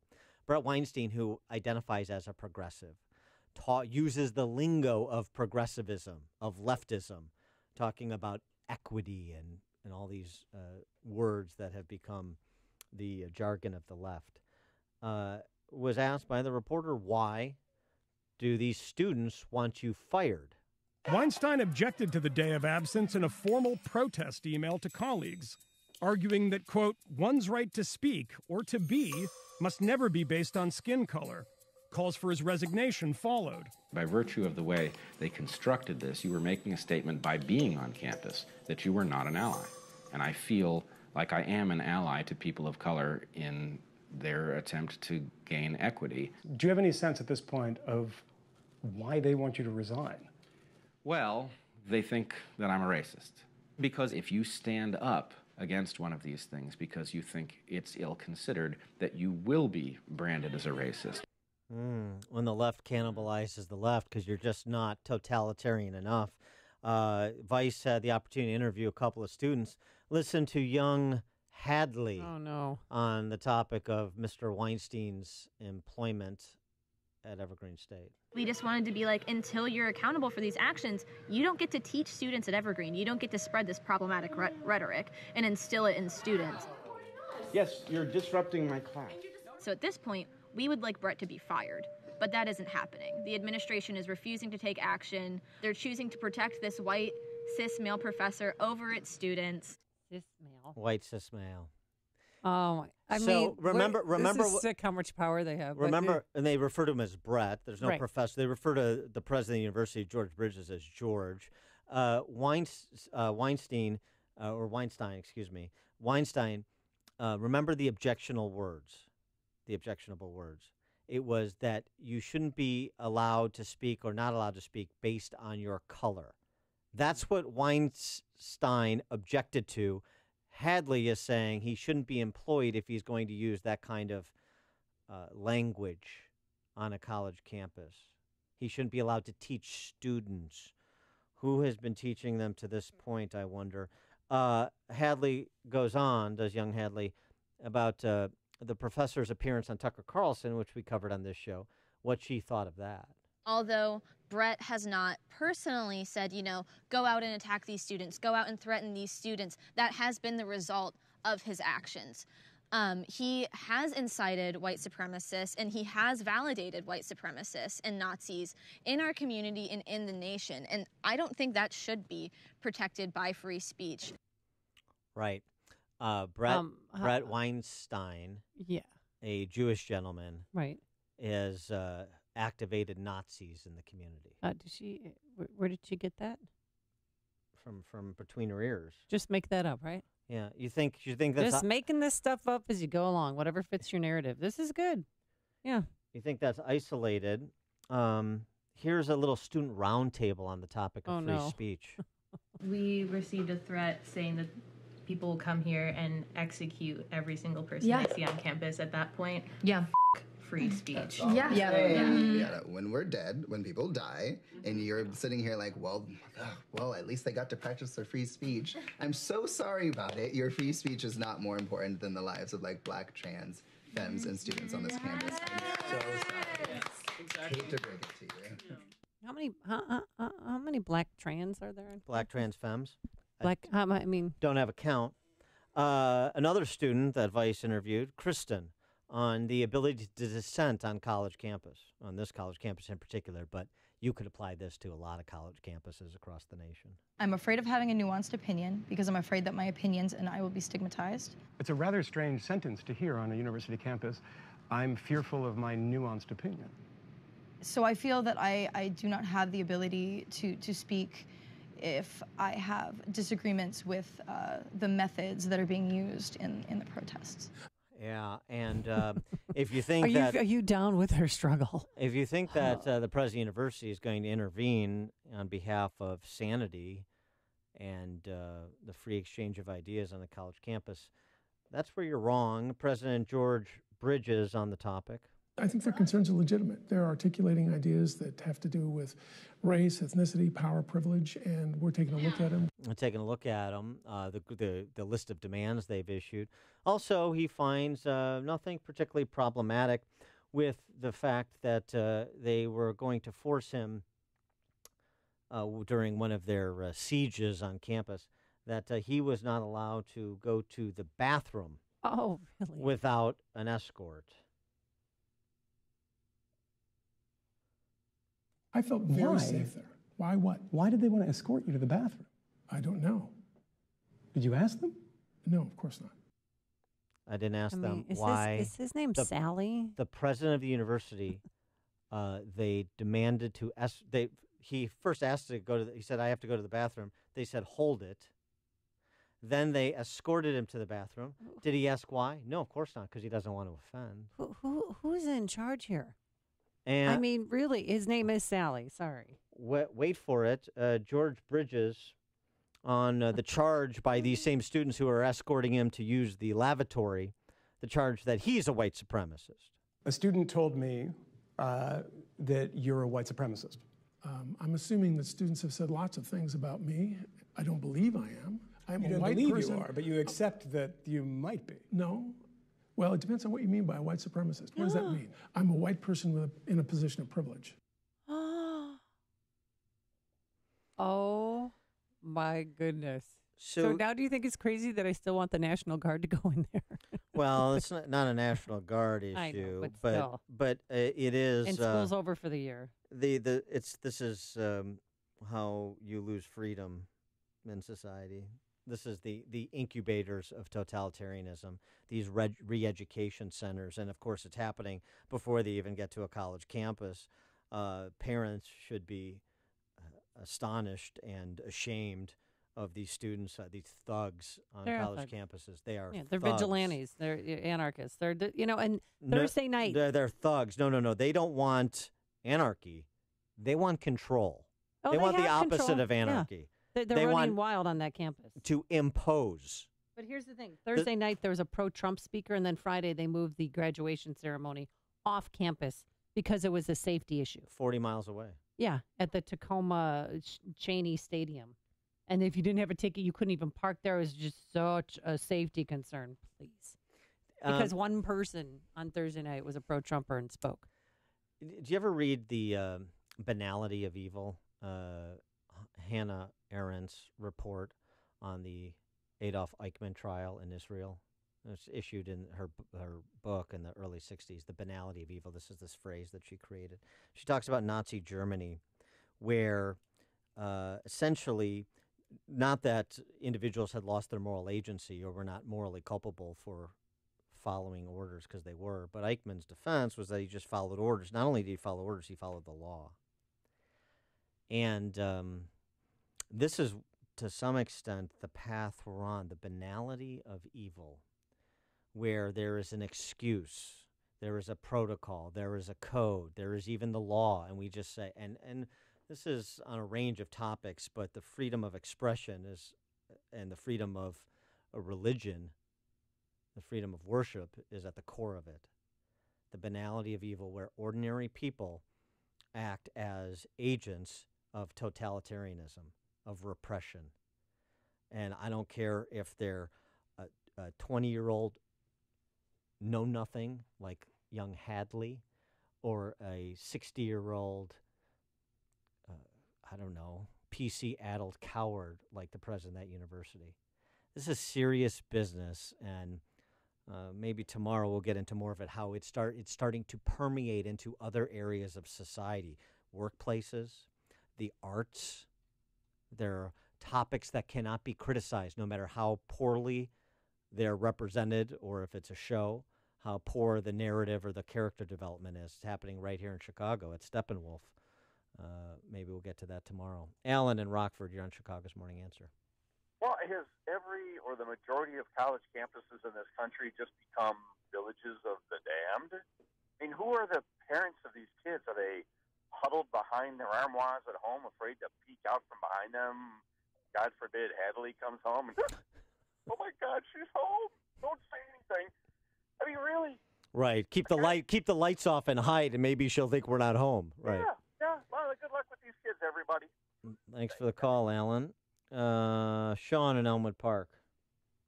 You know, all I keep thinking about is how much better off this country would be without public education. Because not only do we pay for it while it goes on by this incompetent moron whose check will be there on Friday as if he was good at his job, we're going to pay for it forever because we pay for this is a system that is eating us from inside, and we pay for it. We pay the bill.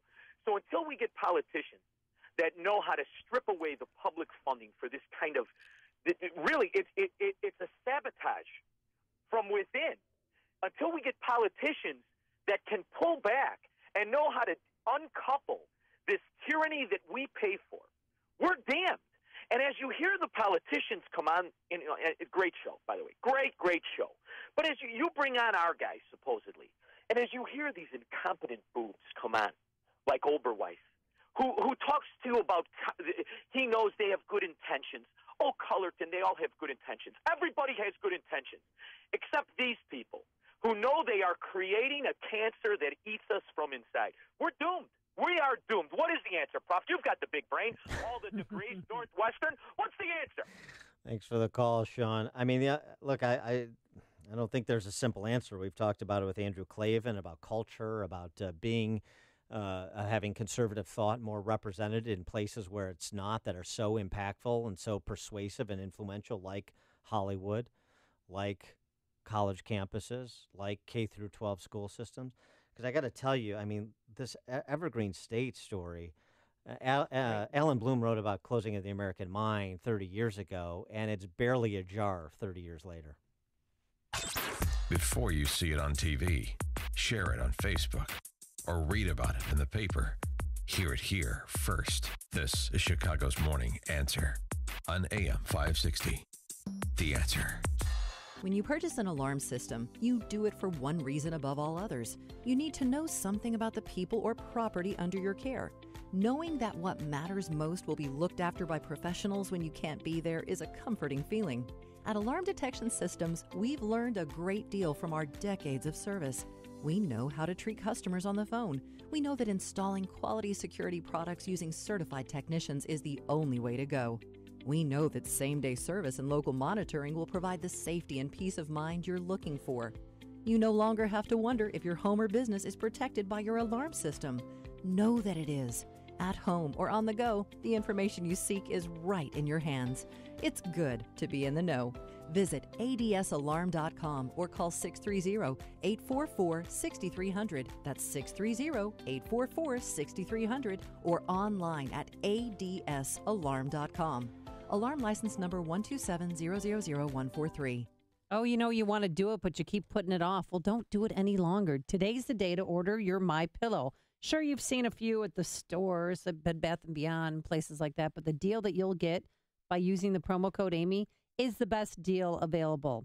In June, you'll receive the 50% discount on the MyPillow 4-pack, 2 premium MyPillows, 2 Go Anywhere MyPillows for 50% off. You'll sleep deep and won't wake up to a stiff neck or headache. I know I can't sleep without mine, and you won't be able either if you get yourself a MyPillow. 10-year warranty, 60-day money-back guarantee. It's hypoallergenic. You can wash it and dry it. It's just the best. And in June, get the 50% off the 4-pack by calling 800-489-0201. Promo code Amy. That's 800-489-0201. Or go to MyPillow.com. Need a new CPAP? Then we need you. We're CPAP.com, and we recently overstocked the world's best CPAP machines. Top-of-the-line devices from brands like ResMed and Philips Respironics. Call now and get one of these overstocked CPAPs for a fraction of the price. We'll even give you free next-day air shipping. Call 1-800-600-5909. The best part? No insurance needed. We're giving out these CPAPs at prices so low, they'll cost less than your copay and deductible through insurance. CPAP.com has shipped over 1 million orders and has the world's largest selection of CPAPs and accessories. With no retail overhead or costly middlemen, we're the best way to get comfortable, effective sleep apnea equipment at incredibly low prices. Again, CPAP.com has overstocked premium CPAPs. Call now to get a ResMed or Philips Respironics machine for a fraction of the price with free next-day air shipping. Call 1-800-600-5909. Hurry. When these overstocked CPAPs are gone, they're really gone. That's 1-800-600-5909. Finding great candidates to hire can be, well, like trying to find a needle in a haystack. Sure, you can post your job to some job board, but then all you can do is hope the right person comes along, which is why you should try ZipRecruiter. ZipRecruiter is different. It doesn't depend on candidates finding you. It finds them. With its powerful technology, ZipRecruiter distributes your job everywhere it needs to be to find the right candidates. In fact, over 80% of jobs on ZipRecruiter get a qualified candidate in just one day. So, while other companies might deliver a lot of hay, only ZipRecruiter finds you what you're looking for. The needle in the haystack. Used by businesses of all sizes, ZipRecruiter offers the most qualified job candidates with immediate results. And right now, you can try ZipRecruiter free. That's right, free. Just go to ZipRecruiter.com/work. That's ZipRecruiter.com/work for your free trial. ZipRecruiter.com/work. Hey, how would you like to have insurance for your computer network? Something to protect your hardware and software, and more importantly, give you peace of mind. Well, using Turkey IT for installation and support of your system is like having insurance for your computer network. For one affordable monthly payment, your company gets a full team of certified technicians who are there working for you in the background to ensure your systems are up and running. They'll help you over the phone and make house calls to your workplace, and Turnkey IT doesn't wait until there's an emergency call because they work hard to take preventative measures, keeping networks secure, backed up and running nonstop. Turnkey IT can protect your network with the Turnkey experience where everything is included: Office 365 hosting, advanced network protection, cloud backup, disaster recovery, and unlimited remote and on-site support. Find out what Turnkey IT can do for your company today. It's easy. Visit turnkey.pro. That's turnkey.pro. If you're a sleep apnea sufferer who's on the go, go to your phone. Because if you give us a call right now, you'll be able to try the world's first portable mini CPAP device absolutely risk-free for 10 restful nights. It's the Transcend Mini CPAP, an engineering marvel that's as small as a soda can and weighs less than a pound. Its unique design is so small and so light, you can fit it in your briefcase or purse to use anywhere you go. No more dragging around a big, bulky CPAP. Even better, now you can try Transcend absolutely risk-free for 10 restful nights by calling minicpap.com, 1-800-300-9209. Transcend is FAA compliant too, so you can even sleep comfortably while flying. You can also add a battery pack that's as tiny as a deck of cards. So now you can enjoy the freedom to sleep comfortably anywhere. But don't wait. To receive your 10-night in-home trial, call minicpap.com now. 1-800-300-9209. That's 1-800-300-9209. I have actually been on Balance of Nature for a year now. I have MS, and I recently had an MRI. This is the first year that I've had a stable MRI, so I'm thrilled. When I have an MRI with MS, usually there are glowing spots that come through, which is damage on the nerves in my brain and my spinal cord, and when they're glowing, it means they're active. And then my last MRI, they pulled it up, and I honestly couldn't believe that it was my MRI. There was nothing glowing. And in fact, the dark spots were shrinking. They were healing. And the doctor actually said to me, I think we're in remission. I was so happy.